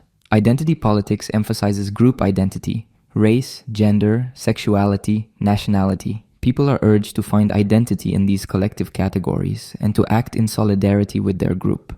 Kierkegaard would see this as crowd existence, the loss of individual selfhood in collective identity. The single individual is not primarily white or black, male or female, straight or gay. The single individual is this particular person before God, irreducible to any social category. This does not mean social categories are irrelevant or that injustice based on them should be ignored, but identity is not found in categories, collective or individual. Identity is found in the relationship to God, which makes each person singular and irreplaceable. The loneliness of the single individual cannot be eliminated or avoided. Even in the closest relationships, something in me remains singular, known only to God and myself. This is not a problem to be solved, but the truth of human existence. Modern culture offers many ways to escape this loneliness. Constant connectivity, social media, entertainment, busyness.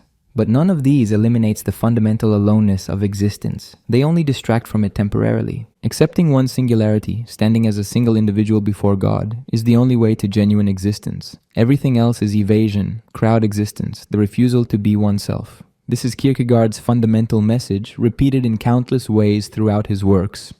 Irony and paradox, Kierkegaard's method. Kierkegaard's writing is saturated with irony and paradox. This is not ornamental or accidental. Irony and paradox are essential to his method, his way of approaching truths that cannot be stated directly or captured in systematic propositions. His doctoral dissertation, completed in 1841, was titled On the Concept of Irony with continual reference to Socrates. Even at the beginning of his career, Kierkegaard was fascinated by irony as a philosophical method and existential stance.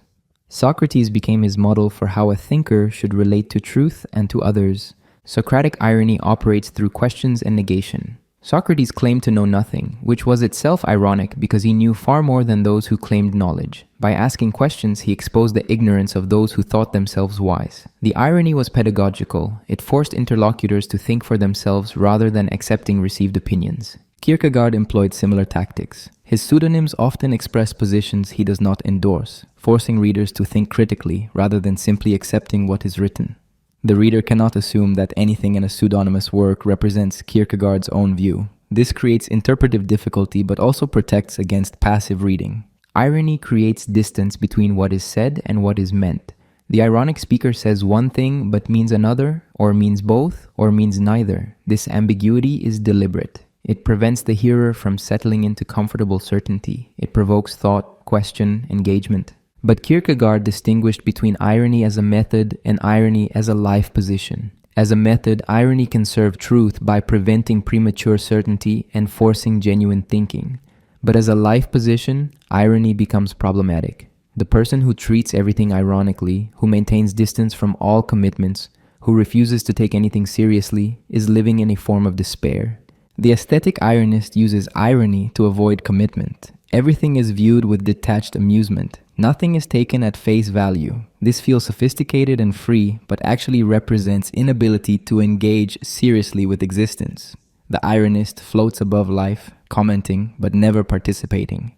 Kierkegaard himself moved through irony to something beyond it. Early in his career, he was known for wit and ironic detachment, but his mature work, while retaining ironic elements, moves towards serious engagement with religious truth.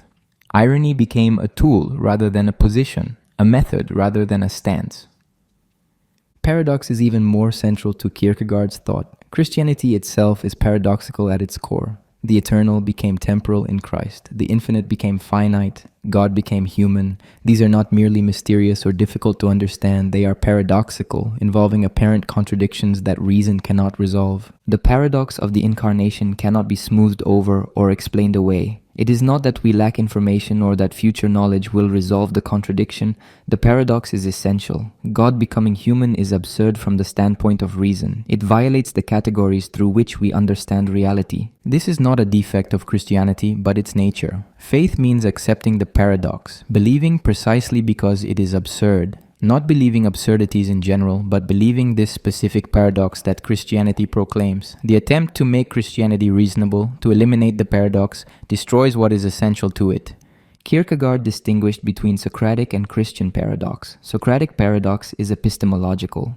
Socrates paradoxically claims to know nothing, revealing that supposed knowledge is actually ignorance. But this paradox can be resolved through dialectical thinking. The apparent contradiction points toward a deeper truth that reason can grasp. Christian paradox is ontological. It concerns the nature of reality itself, not just our knowledge of it. The claim that God became human is not a puzzle that dialectical thinking can solve. It is a paradox that must be believed against reason. No amount of thought will make it rationally acceptable. This paradox is offensive to reason. The rational person rejects it as impossible. The philosopher who insists on logical consistency cannot accept it. The attempt to understand Christianity rationally ends in rejection, or in transformation of Christianity into something rational, and therefore no longer Christianity. Faith is the passion that embraces paradox, not irrationally or arbitrarily, but in recognition that the paradox points to a reality beyond rational categories. Faith does not understand the paradox, but believes it, trusts it, stakes everything on it. The paradox also appears in the relationship between time and eternity. Christianity claims that eternal truth entered time in a specific moment, the birth, life, death, and resurrection of Christ. But how can eternal truth be historical? Eternal truths like mathematics or logic are timeless. Historical events are contingent and temporal. Yet Christianity insists that eternal salvation depends on a historical event. You cannot arrive at Christian truth through timeless reasoning. You must encounter the historical reality of Christ. But this means eternal truth is mediated through temporal contingency, which is paradoxical. Kierkegaard explored this in Philosophical Fragments. How can historical knowledge be the basis for eternal happiness? If salvation depends on knowing about Jesus, what about people in other times and places who never heard of him? How can something as uncertain as historical knowledge bear the weight of eternal significance? The answer is that it cannot rationally. The paradox cannot be resolved. Faith is required precisely because reason is insufficient. Christianity does not make sense in the way philosophy or science make sense. It requires a different kind of assent, the assent of faith in the face of paradox. The paradox of the self is another theme. The self is a synthesis of finite and infinite, temporal and eternal, necessity and possibility. These opposites must somehow be held together. But how can the finite contain the infinite? How can the temporal participate in eternity? The self is paradoxical in its very structure. Despair results from failure to maintain the paradoxical synthesis. Too much finitude produces narrow, constricted existence. Too much infinity produces fantastic dreaming disconnected from reality. The healthy self holds both in tension, but this tension is paradoxical and unstable. Faith resolves the paradox not by eliminating it, but by grounding it in God. The self can maintain its paradoxical synthesis only by relating to the power that created it. Without this divine ground, the synthesis collapses. With it, the paradox becomes livable. The knight of faith embodies paradox. He has made infinite resignation, giving up everything, but simultaneously he receives everything back by virtue of the absurd. He participates fully in finite existence while maintaining infinite relation to God. This double movement is paradoxical, incomprehensible to reason, visible only to faith. Kierkegaard's writing style itself employs paradox. He makes claims that seem contradictory. Subjectivity is truth, yet objective truth exists. The individual is everything, yet the individual is nothing before God.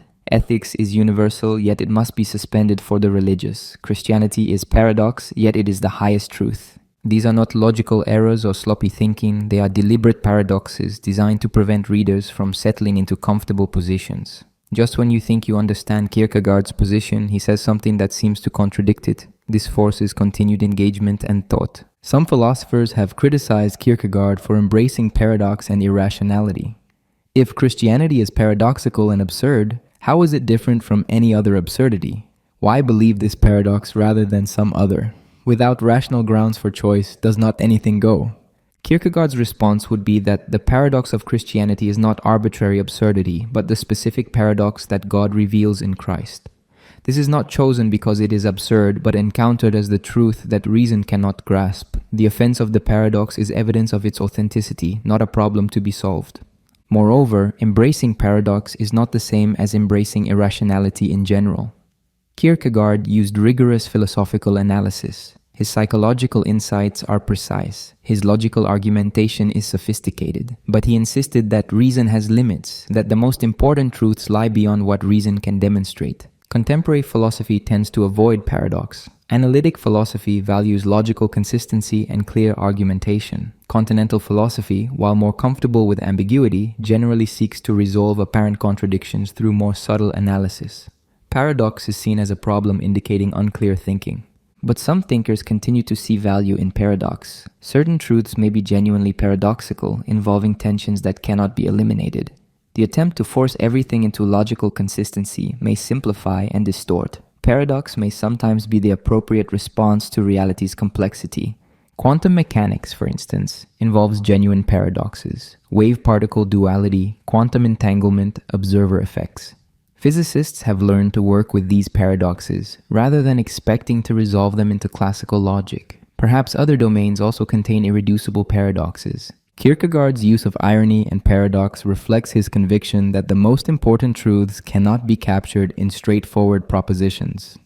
Existence is ambiguous, complex, paradoxical. Any attempt to reduce it to a system falsifies it. Philosophy must respect this complexity rather than imposing artificial clarity. The ironic and paradoxical method serves humility. The systematic philosopher claims to have captured truth in concepts and propositions. The ironic, paradoxical thinker admits the limits of thought and language. Truth exceeds our grasp. We can point toward it, circle it, struggle with it, but not possess it completely. This does not mean abandoning truth or embracing relativism. Kierkegaard believed in absolute truth, especially the absolute truth of Christianity. But he insisted that our relationship to absolute truth is paradoxical because we are finite beings attempting to grasp infinity. The gap cannot be bridged by reason alone. Faith is the leap across this gap. Not a blind leap into darkness, but a leap toward the light that reason cannot reach. Faith embraces paradox not from love of contradiction, but from recognition that reality exceeds rational categories. The paradox is not the goal, but the sign that we have reached the limits of human understanding and must rely on divine revelation.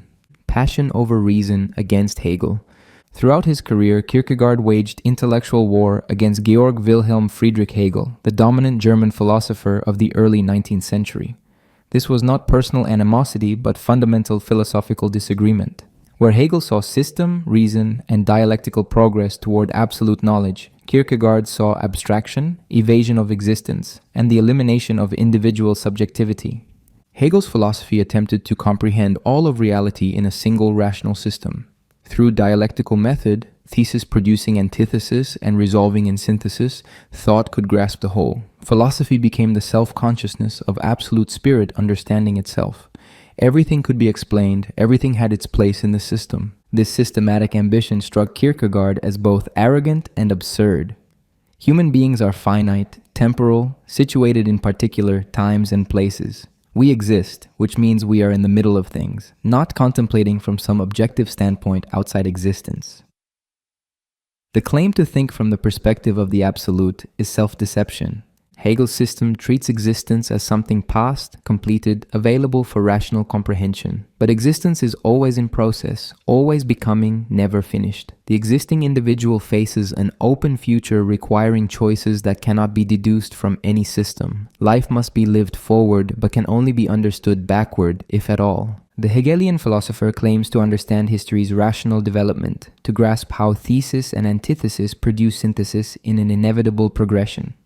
But this is the perspective of someone who has stepped outside history, who views it as a spectator rather than a participant. Real existing individuals cannot achieve this perspective because we are in history facing uncertain futures. Kierkegaard's pseudonym Johannes Climacus, in concluding Unscientific Postscript, mercilessly mocked Hegelian pretensions. He imagined a philosopher building a magnificent systematic palace of thought, but living in a shack next to it. The system is complete and perfect, but the philosopher's actual existence is untouched by it. The system explains everything except how to exist. This was Kierkegaard's central objection. Hegel's philosophy deals in abstractions: being, nothing, becoming, consciousness, spirit. These abstractions are manipulated through logical operations. But where is the existing individual in all this? Where is the person who must choose, suffer, hope, believe? The system has no place for concrete existence. Hegel's dialectic supposedly reconciles all contradictions. Thesis and antithesis are both preserved and transcended in synthesis. Nothing is lost. Everything is aufgehoben, sublated into higher unity. This creates a philosophy without genuine conflict, without irreconcilable tensions, without tragic loss. But existence involves genuine either-or choices. When I choose one path, I genuinely give up others. When I commit to one person in marriage, I genuinely foreclose other possibilities. These are not dialectical moments to be synthesized, but real limitations requiring real sacrifice. Existence is either-or, not both-and. Kierkegaard's book Either Or deliberately contradicts Hegelian synthesis.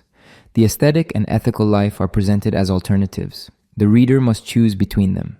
There is no higher synthesis that preserves both. You cannot be both aesthete and ethical person in the same respect. You must decide. The religious stage, when it appears, does not synthesize aesthetic and ethical. It suspends them, goes beyond them, relates to something higher. But this is not dialectical synthesis. It is a leap of faith that leaves reason behind. The religious cannot be deduced from the aesthetic and ethical, but requires a qualitatively different movement. Hegel's philosophy makes Christianity rational. The incarnation, the paradox of God becoming human, is interpreted as a symbol of the unity of infinite and finite, divine and human.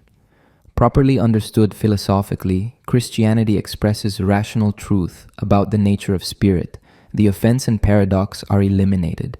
This, for Kierkegaard, destroys Christianity. The offense is essential. The paradox cannot be removed without removing what makes Christianity Christianity. When Hegel makes Christianity rational, he has transformed it into something else, philosophy masquerading as religion. True Christianity cannot be rationally comprehended or dialectically synthesized. It stands as paradox, as offense to reason, requiring faith rather than understanding.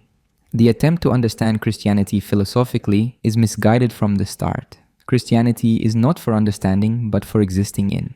Kierkegaard also objected to Hegel's treatment of the individual. In Hegelian philosophy, the individual is a moment in the development of spirit. Individuals appear in history, play their roles, and are aufgehoben into larger wholes. The individual has significance only as participant in universal process, not as individual. But for Kierkegaard, the individual is ultimate. Each person stands before God as a single individual, irreplaceable and infinite in significance. No universal process or historical development is more important than the existing individual. To subordinate individuals to historical or logical necessity is to miss what matters most.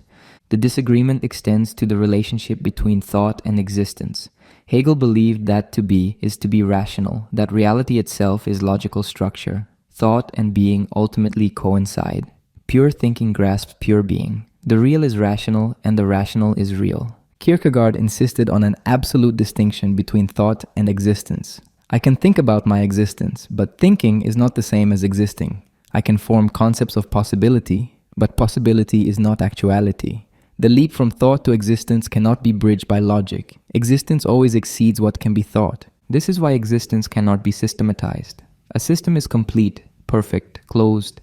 Existence is incomplete, imperfect, open. A system deals with possibility and necessity. Existence deals with actuality and freedom. Any system of existence is a contradiction in terms. Kierkegaard did not oppose thinking or philosophy as such. He engaged in sophisticated philosophical analysis throughout his work. But he insisted that philosophy has limits. It can analyze, clarify, describe. It cannot replace existence.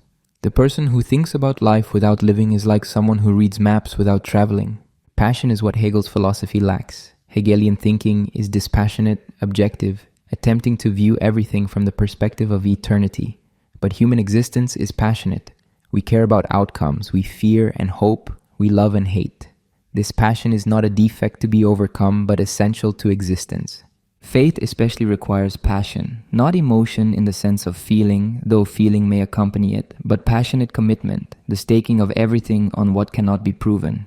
Hegel's rational Christianity eliminates this passion, making faith into philosophical insight. But Christianity without passion is not Christianity. The contemporary relevance of this debate might not be obvious. Hegel's system no longer dominates philosophy as it did in Kierkegaard's time. Few contemporary philosophers would accept all of Hegel's claims, but the underlying issues remain. The tension between system and existence persists. Analytic philosophy's search for necessary and sufficient conditions, for clear definitions and logical proofs, resembles Hegelian systematizing. The assumption is that truth must be objective, universal, accessible to pure reason. Continental philosophy often embraces systematic ambitions in different forms. Whether structuralism, post-structuralism, or various critical theories, the goal is often comprehensive explanation of culture, power, or meaning. These may not be Hegelian in detail, but share the systematic impulse. Kierkegaard's objection applies to all such attempts. Systems, however sophisticated, cannot capture existence. The existing individual cannot be reduced to structures, systems, or theoretical frameworks. Something essential escapes, something that can only be lived, not theorized. The question is whether philosophy should aim at systematic comprehension or should acknowledge limits and focus on clarification and edification. Should philosophy attempt to explain everything or should it help individuals exist better? Kierkegaard clearly favored the latter, which he called subjective thinking, as opposed to objective system building. Hegel's influence on theology also troubled Kierkegaard. When Christianity is interpreted through Hegelian categories, it becomes speculative philosophy. The church becomes a stage in spirit's development. Christ becomes a symbol of dialectical truth. Faith becomes intellectual assent to philosophical propositions. This makes Christianity acceptable to cultured intellectuals, but destroys it as lived faith. The simple believer who trusts in Christ without philosophical sophistication is closer to truth than the Hegelian theologian who has interpreted everything symbolically. Passion trumps system. Faith trumps philosophy. Kierkegaard's anti-Hegelianism influenced later existentialism and phenomenology. Heidegger's focus on being in the world, Sartre's emphasis on existence preceding essence, Camus' confrontation with absurdity, all echo Kierkegaard's insistence on existence over system. But the debate continues. Is systematic philosophy possible and desirable? Can we achieve objective knowledge of reality's structure? Or must we always acknowledge the limits of reason and the priority of existence? These questions, central to Kierkegaard's dispute with Hegel, remain contested in contemporary philosophy. What is clear is that Kierkegaard offered a powerful alternative to systematic philosophy. Whether or not one accepts his Christian framework, his insistence on the priority of existing over thinking, of passion over reason, of individual over universal, provides a needed corrective to philosophical ambitions that claim too much. Repetition and recollection, time and memory. Repetition was a concept Kierkegaard explored in a small book published in 1843 under the pseudonym Constantine Constantius. The book is strange, mixing philosophical reflection with a peculiar story about a young man in love, but it addresses deep questions about time, memory, and the possibility of genuine novelty in existence. Recollection, in the Platonic tradition, is the way to truth. Learning is really remembering what the soul knew before birth. Truth is eternal, unchanging, outside time. Philosophy means turning away from temporal change toward timeless forms. This makes the past more important than the future. What matters has already happened. We need only recall it. Kierkegaard, through Constantine Constantius, proposed repetition as an alternative to recollection. Repetition moves forward rather than backward. It does not recover something past, but creates something new. Yet it is repetition, not mere change. Something is repeated, taken up again, but in a new form. This sounds paradoxical, and it is. How can something be both new and repeated? How can repetition move forward if repetition means doing the same thing again? The paradox points to something important about time and existence that systematic philosophy misses. Constantine Constantius experiments with repetition. He returns to Berlin, staying in the same apartment, attending the same theater, doing everything exactly as he did before. But the repetition fails. The apartment seems shabbier, the theater less entertaining, everything somehow diminished. You cannot step in the same river twice. As Heraclitus said, repetition of external circumstances does not produce repetition in the existential sense. The young man in the book faces a different problem. He falls in love, but then finds himself unable to maintain the relationship. He has achieved the aesthetic perfection of falling in love, but cannot repeat this in the everyday reality of commitment. He needs repetition, but cannot find it in ordinary life. Eventually, circumstances change. The girl marries someone else, freeing the young man from guilt. He experiences this as a kind of repetition. He has been given back his freedom, his possibility, himself. Not the same as before because he has been through the experience, but a return of what was lost, a new beginning. Repetition, in Kierkegaard's sense, is particularly religious. Job experiences repetition. He loses everything: children, property, health. His friends tell him he must have sinned to deserve this punishment. But Job maintains his righteousness. Finally, God speaks from the whirlwind and Job receives everything back double. This is genuine repetition. Job does not simply return to his previous state. He has been through suffering, loss, the trial of faith. When he receives everything back, it is new, even though it is repetition. His relationship to what he receives has been transformed by what he has endured. Faith enables repetition in this sense. The person who has made infinite resignation, giving up everything, receives it all back by virtue of the absurd. This is not regression to the starting point, but forward movement through renunciation to recovery. What is recovered is the same but different, held now in faith rather than immediate possession. Time itself involves repetition in complex ways. The future is not simply different from the past, but repeats patterns while introducing novelty. History repeats itself, people say, but never exactly. The same situations recur in new forms. The challenge is to recognize what is being repeated while responding to what is new. Christianity is founded on repetition. Christ's resurrection is the ultimate repetition. Life returning after death, but transformed, glorified, no longer subject to death. The resurrection is not resuscitation, not mere return to previous life, but repetition in a new mode, eternal life emerging from temporal death. Every Christian in baptism dies and rises with Christ. This is repetition of Christ's death and resurrection in the believer's life, and it must be repeated continually, not just once. The Christian dies daily to sin and rises to new life. Repetition is the rhythm of Christian existence. Kierkegaard distinguished repetition from both Platonic recollection and from simple change. Recollection looks backward to eternal truth outside time. Simple change moves forward but without connection to the past, mere flux without meaning. Repetition moves forward while maintaining connection to what has been, transforming the past into the future. This has implications for personal identity. The self is not simply what it has been, which would make recollection the key, nor is the self simply what it becomes moment by moment, which would eliminate continuity. The self is repetition. It takes up its past and projects it into the future, becoming itself through this continuous movement. Marriage exemplifies this. The aesthetic lover seeks novelty, new experiences, new partners. But this is not repetition, only change. The married person repeats the choice daily. I choose you again, today, in these new circumstances. The relationship is both the same and different, held together through repeated choice. The concept applies to all significant commitments. I am a writer, a teacher, a Christian. These are not simply facts about me, but identities maintained through repetition. Every day I must again be what I claim to be, repeat the commitments that constitute my identity. This repetition is not automatic but requires active re-choosing. Repetition also involves temporality's strange structure. The future becomes present, then past. But it does not simply disappear, it remains in memory, shaping how we understand ourselves and our possibilities. The past is not dead, but continually reinterpreted in light of the present and future. This phenomenology of time anticipates Heidegger's analysis of temporality. Human existence is not simply located at a point in time, but stretches across past, present, and future.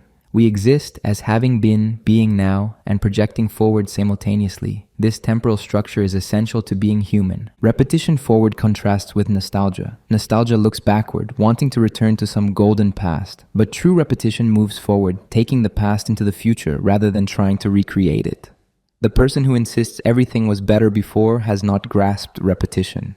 Nor has the person who rejects the past entirely, seeking complete novelty and reinvention. Repetition maintains continuity with the past while transforming it. I am who I have been, but I am also becoming who I will be. These are not contradictory but complementary aspects of existence. The difficulty of repetition in modern life is significant. Consumer culture promises novelty, new products, new experiences, new identities for purchase. This works against repetition, encouraging constant change and replacement. Relationships become disposable, commitments temporary, identity fluid. But this pursuit of novelty produces sameness at a deeper level. Every new product is soon replaced by the next. Every experience is photographed, posted, forgotten. Nothing is repeated because nothing is genuinely appropriated. The apparent novelty conceals profound repetition of empty patterns. Genuine repetition requires depth. One must engage deeply enough with something that it can be taken up again meaningfully. The person who skims surfaces, consuming novelties, cannot experience repetition because nothing has been grasped firmly enough to be repeated. This applies to reading, thinking, creating. To truly read a great book requires repetition, reading again, seeing new dimensions, deepening understanding. To truly grasp an idea requires returning to it repeatedly, living with it, making it one's own. To create something meaningful requires working and reworking, repeating until the form is right. Religious practice especially involves repetition. Prayer, worship, reading scripture, these are repeated daily or weekly. The repetition is not mere routine but can deepen engagement each time. The same words mean something different after years of repetition than they did at first hearing. But repetition can also become empty routine. This is the danger. The form is repeated without the content, the action without the meaning. This is not genuine repetition, but mechanical habit. Genuine repetition must be conscious, chosen, appropriated anew each time. Kierkegaard's exploration of repetition remains relevant for understanding time, identity, and commitment. In an age that values innovation and disruption, the concept of repetition offers an alternative. Not return to the past, not mere change, but transformation through repeated engagement and renewed commitment. Existence precedes essence, father of existentialism. Kierkegaard died in 1855, largely unknown outside Denmark. His works were written in Danish, a language few European intellectuals read. Copenhagen was culturally peripheral, far from the centers of philosophical discussion in Berlin, Paris, or Oxford. His strange pseudonymous books, his attacks on the church, his intense subjectivity all seemed peculiar and provincial. But within decades, everything changed. German translations began appearing in the early 20th century. Intellectuals discovered in Kierkegaard a radical new way of thinking about human existence, faith, and the individual. By mid-century, he was recognized as the father of existentialism, one of the most influential philosophical movements of the modern era. The transformation happened through several stages. The first major figure to engage seriously with Kierkegaard was Georg Brandes, a Danish literary critic who lectured on Kierkegaard in the 1870s. Brandes presented him as a psychological genius and religious thinker, sparking interest beyond Denmark. German translations followed. The first complete translation of Either Or appeared in 1885. Other works followed gradually. German philosophers and theologians began reading Kierkegaard and recognizing his significance. He offered an alternative to the dominant Hegelian idealism and emerging positivism. Karl Jaspers, one of the founders of existential philosophy, drew heavily on Kierkegaard. Jaspers emphasized limit situations, boundary experiences where ordinary understanding breaks down, and individuals confront fundamental questions of existence. This was deeply Kierkegaardian, the individual facing anxiety, despair, decision in moments that cannot be captured by systematic thought. Martin Heidegger's Being and Time, published in 1927, transformed philosophy by making the question of existence central. Heidegger analyzed Dasein, human being there, as fundamentally different from other entities. Dasein exists in time, faces death, makes choices, experiences anxiety. These themes echo throughout Kierkegaard's work. Heidegger rarely acknowledged the debt explicitly, but the connections are obvious. The analysis of anxiety as revealing human freedom, the emphasis on authenticity versus falling into the crowd, the focus on individual existence rather than abstract essence, all these bear Kierkegaard's influence.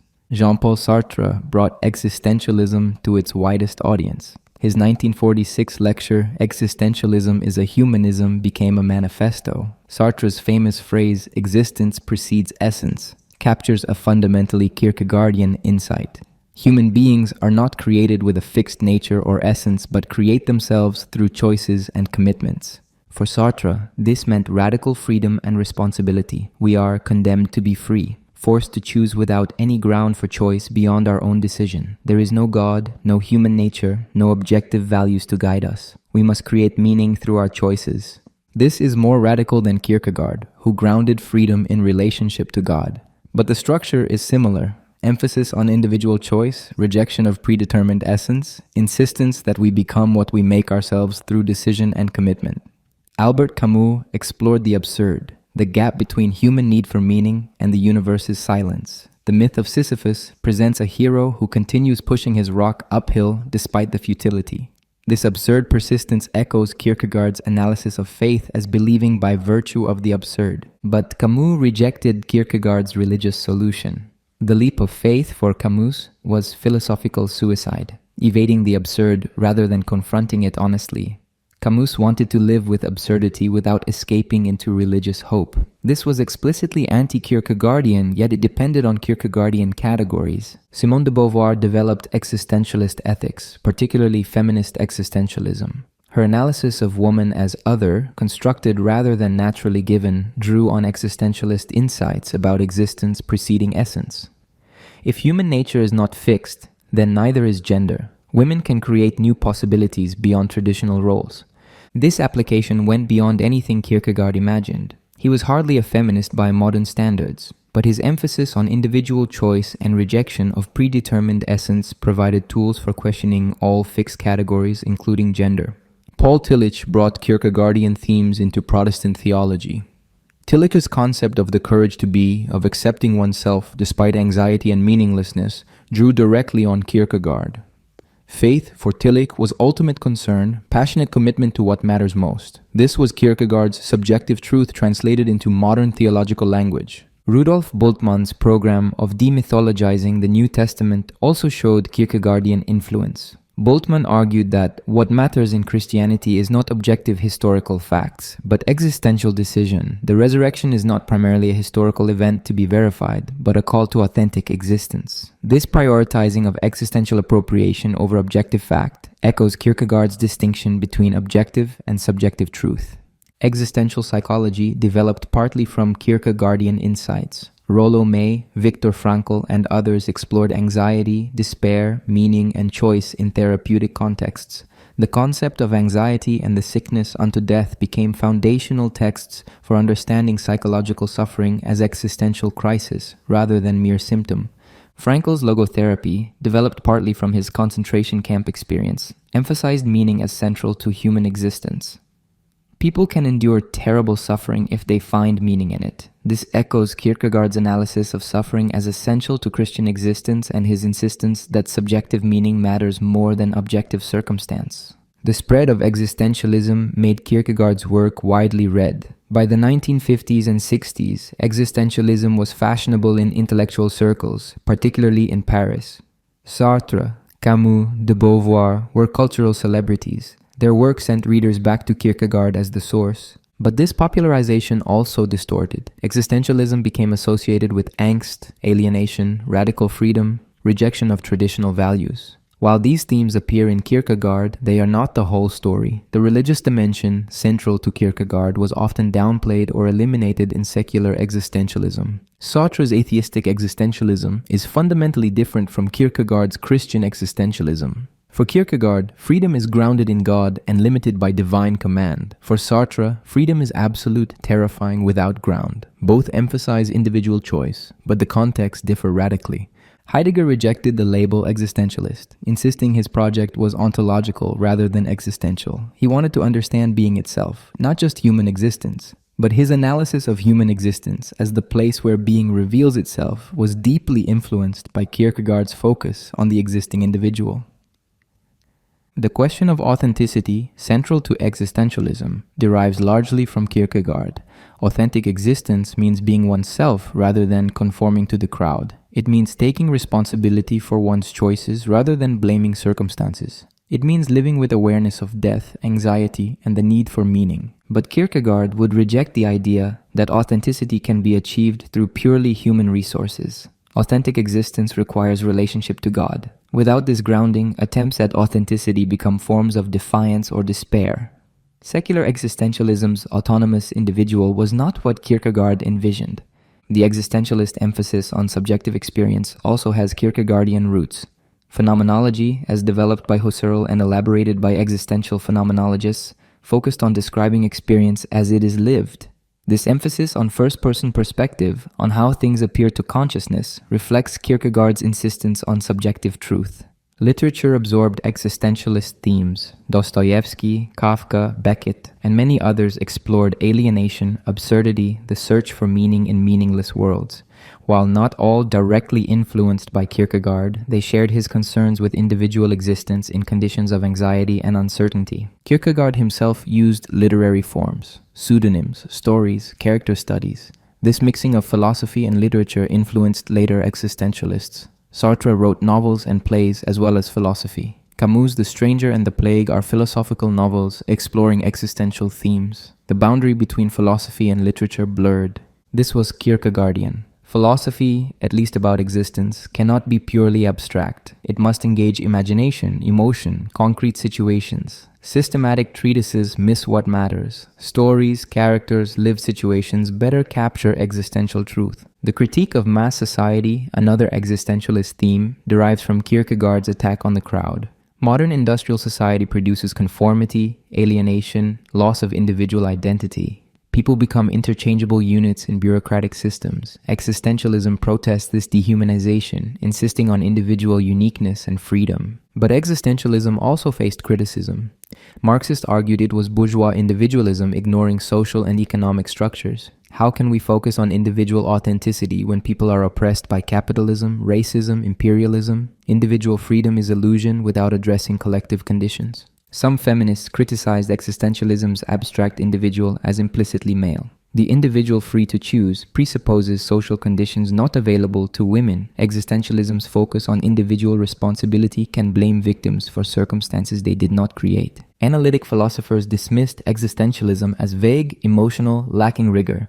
Where are the clear arguments? What propositions are being defended? What counts as evidence? Existentialism seemed like literature pretending to be philosophy. These criticisms have force but may miss what existentialism attempts. It is not trying to prove propositions or build systems. It is trying to awaken awareness of existence, to provoke authentic self-understanding, to address the human condition in its concreteness. Different goals require different methods. Kierkegaard's influence extended beyond professional philosophy. Psychology, theology, literature, cultural criticism all absorbed existentialist themes. The emphasis on individual meaning, authentic choice, confrontation with anxiety and death became part of modern Western consciousness. Self-help and popular psychology often echo existentialist themes without acknowledging sources. Find your authentic self. Take responsibility for your life. Create your own meaning. These commonplace ideas have roots in existential philosophy tracing back to Kierkegaard. The existentialist moment as a dominant philosophical movement has passed. Few contemporary philosophers identify primarily as existentialists. Other approaches have emerged: postmodernism, pragmatism, renewed analytic philosophy, various forms of materialism and naturalism. But Kierkegaard's influence persists. The questions he raised remain urgent. How should we exist? What does it mean to be an individual? Can there be meaning in a disenchanted world? How do we live with anxiety, death, and uncertainty? These questions do not go away. His emphasis on subjective truth challenges purely objective approaches to knowledge. His analysis of despair illuminates contemporary mental health crises. His critique of the crowd speaks to social media conformity. His insistence on passionate commitment counters ironic detachment. Whether one accepts his Christian framework, Kierkegaard changed philosophy by making existence central. The existing individual, not abstract reason or systematic thought, became the focus. This shift, which he initiated, defines modern philosophy's trajectory. In this sense, he truly is the father of existentialism, even for those who have moved beyond existentialism into new territory. Living Kierkegaard today, modern relevance. More than 150 years after his death, Kierkegaard speaks to contemporary existence with surprising immediacy. The specific circumstances have changed. Copenhagen's small-town gossip is not social media's global connectivity, but the existential structures remain remarkably similar. The questions he raised about authenticity, commitment, meaning, and individual existence in mass society have only intensified. The problem of the crowd has become the problem of social media. Kierkegaard worried about public opinion shaped by newspapers without individual accountability. Today, Twitter mobs and viral outrage operate on the same principle but at vastly greater scale and speed. No one is responsible because everyone is responsible. The crowd attacks, then disperses, leaving destruction without accountability. His analysis of leveling describes cancel culture precisely. Anyone who stands out, who expresses unpopular views, who achieves something distinctive, becomes a target. The mediocre majority cannot rise to excellence, so they pull excellence down. Mockery and shame enforce conformity. The result is a society where people self-censor, afraid to think differently or speak honestly. The aesthetic life appears in consumer culture's promise that happiness comes from experiences and purchases. Instagram curates perfect moments, encouraging the rotation method Kierkegaard described: constant novelty, new experiences, the fear of missing out. But the underlying boredom remains. The desperate pursuit of pleasure and stimulation masks despair. The difficulty of commitment in modern life reflects Kierkegaard's analysis of possibility without actuality. Dating apps provide endless options, making it harder to commit to any particular person. Career paths multiply, paralyzing choice. The abundance of possibility produces inability to commit to finite actuality. People remain in perpetual adolescence, options open, nothing chosen. The crisis of meaning, widely discussed in contemporary psychology and sociology, is fundamentally the despair Kierkegaard analyzed. People report feeling that something is fundamentally wrong, that they are not being themselves, that existence lacks purpose. Therapy and self-help offer techniques, but the problem is existential, not technical. No life hack solves the question of how to exist authentically. Mental health discussions focus on anxiety and depression, now epidemic, especially among young people. Kierkegaard's analysis of anxiety as the dizziness of freedom remains illuminating. We face unprecedented options with inadequate frameworks for choosing. The freedom to create our own meaning produces anxiety about whether we are choosing correctly. The attempt to eliminate anxiety through medication or mindfulness may miss that some anxiety is appropriate to the human condition. We are free and therefore anxious. The question is not how to eliminate anxiety, but how to live with it authentically. Kierkegaard suggests that anxiety can be educative, revealing truth about our freedom and responsibility. The decline of institutional religion in the West validates Kierkegaard's attack on Christendom. Cultural Christianity has collapsed in much of Europe and is collapsing in North America. People no longer identify as Christian merely from social convention. This could create space for genuine Christian faith, the kind Kierkegaard advocated, individual, passionate, costly. But the replacement has not been authentic faith, but spiritual consumerism. People construct personal spiritualities from various traditions, taking what feels meaningful and discarding what challenges. This is aesthetic religion, spirituality without commitment, meaning without cost. Kierkegaard would see this as another form of avoiding genuine existence. The difficulty of being an individual in mass society has intensified. Algorithms shape what we see, read, and think. Echo chambers reinforce group opinions. Surveillance capitalism harvests and manipulates our behavior. The pressure to conform is more sophisticated and pervasive than anything Kierkegaard faced, even if less overtly coercive. Yet his insistence on the single individual before God offers a way forward. Regardless of social pressure, technological manipulation, or cultural trends, each person can choose to exist as an individual. This requires courage, honesty, and willingness to stand alone. But it remains possible and perhaps more necessary than ever. The problem of authenticity pervades contemporary life. We curate social media personas. We perform identities. We are always aware of being observed, evaluated, liked, or disliked. The boundary between genuine self and performed self blurs. Kierkegaard's distinction between being oneself and losing oneself in the crowd provides clarity. His emphasis on passion challenges contemporary irony and detachment. Irony has become a default mode, a way to avoid commitment or vulnerability. Everything is held at arm's length, commented on but never fully engaged. Kierkegaard would see this as aesthetic existence, the inability or refusal to commit passionately to anything. The political polarization of our time appears to contradict this diagnosis. People seem passionate about politics, but much political passion is actually crowd passion, tribal identity, rather than individual conviction. People adopt package deals of positions without thinking through each issue. They hate the other side because the crowd hates them. This is not authentic individual commitment, but its opposite. Kierkegaard's distinction between objective and subjective truth clarifies debates about truth in the post-truth era. Objective facts matter, but subjective appropriation matters more for existence. You can know objectively what is true without existing in truth. Conversely, passionate commitment can be more valuable than detached correctness, though ideally both should be pursued. The emphasis on lived experience in various contemporary movements reflects Kierkegaardian themes. Phenomenology, the study of lived experience, derives partly from his influence. The insistence that people's subjective experience matters, that first-person perspective cannot be reduced to third-person description, echoes his priority of subjectivity. But the multiplication of competing subjective perspectives creates relativism problems Kierkegaard did not solve. If everyone's subjective truth is valid, how do we adjudicate between them? Kierkegaard's Christian framework provided grounding. Subjective truth must be truth before God, but secular appropriations of his thought often lack this grounding. The breakdown of grand narratives diagnosed by postmodernism reflects the collapse of the Hegelian synthesis Kierkegaard attacked. We no longer believe in inevitable progress, rational development of history, or systematic explanations of everything.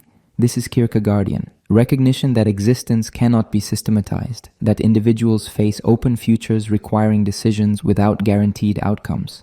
Technology raises new questions about human existence that Kierkegaard could not anticipate. What does it mean to be an individual when artificial intelligence can generate convincing simulations of personality? How do we maintain authentic relationships in virtual environments? What is the self when consciousness might be uploaded or enhanced? Yet, Kierkegaard's fundamental insights remain relevant. Whatever technology develops, human beings will still face the question of how to exist. We will still experience anxiety, despair, the need for meaning. We will still face the choice between authentic existence and loss of self in collective identity. The forms change, but the existential structure persists. The environmental crisis presents collective challenges that individual existence alone cannot address. Kierkegaard's focus on the individual might seem inadequate for problems requiring coordinated action, but genuine collective action requires individuals who have genuinely chosen to participate, not crowds acting from passion or conformity. The difference matters for sustaining long-term commitment to difficult goals. Educational institutions struggle with questions Kierkegaard illuminated. How do you educate for authentic existence rather than merely transmitting information? How do you provoke students to think for themselves rather than simply accepting what they are told? Kierkegaard's indirect communication and Socratic method offer alternatives to direct instruction. The self-help industry offers objective solutions to subjective problems, precisely what Kierkegaard warned against. Books and programs promise that following certain steps will produce happiness, success, or meaning. But existential questions cannot be answered through techniques. Each person must find their own answers through personal struggle and decision. Therapy culture sometimes reduces existential questions to psychological problems. Despair becomes depression. Anxiety becomes a disorder. These conditions are real, and treatment is important. But not all despair and anxiety are pathological. Some reflect appropriate responses to the human condition. Medicating away all discomfort might mean medicating away awareness of existential truth. The search for work-life balance, for authentic relationships, for meaningful work, all reflect Kierkegaardian concerns. People sense that the aesthetic and ethical stages are insufficient. They want something more, something that secular culture struggles to provide. Kierkegaard would say they need the religious stage, relationship to the absolute that grounds all else. But contemporary society largely lacks vocabulary or frameworks for religious existence in Kierkegaard's sense. Institutional religion often seems irrelevant or compromised. New Age spirituality seems superficial. Secular humanism provides ethics but not ultimate meaning. People are left searching without adequate resources. Kierkegaard himself provides no easy answers. His work is difficult, demanding, often frustrating. He does not offer a system or program. He provokes, questions, challenges. This is appropriate because existential truth cannot be handed over like information. Each person must appropriate it individually. Reading Kierkegaard today means struggling with his texts, letting them question your assumptions, allowing them to create uncertainty and anxiety. It means recognizing yourself in his descriptions of despair and bad faith. It means confronting the question, how am I existing? Am I being myself or losing myself in the crowd? These questions have no final answers. Existence is ongoing, requiring constant vigilance and renewed decision. But asking the questions honestly is better than avoiding them. Living with the anxiety of freedom is better than escaping into conformity. Standing as an individual before God, or before whatever one takes as ultimate, is more authentic than disappearing into mass society.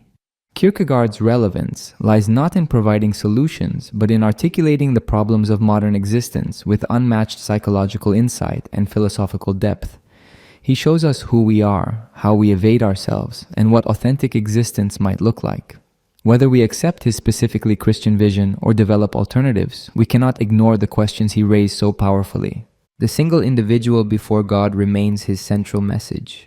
In an age of crowds, algorithms, and collective identities, this call to individual existence before the absolute is more radical and necessary than ever. We may not follow Kierkegaard's path, but we cannot avoid the territory he mapped. His voice still summons us to wake up, to think, to choose, to exist authentically, rather than merely drifting through life asleep in comfortable despair. This is why Kierkegaard endures. This is why his works, written in a small language for a small audience more than a century and a half ago, continue to speak to readers worldwide. The circumstances change, but the human condition he analyzed with such penetrating honesty remains. As long as people struggle with meaning, authenticity, commitment, and the difficulty of being an individual in mass society, Kierkegaard will have something essential to say.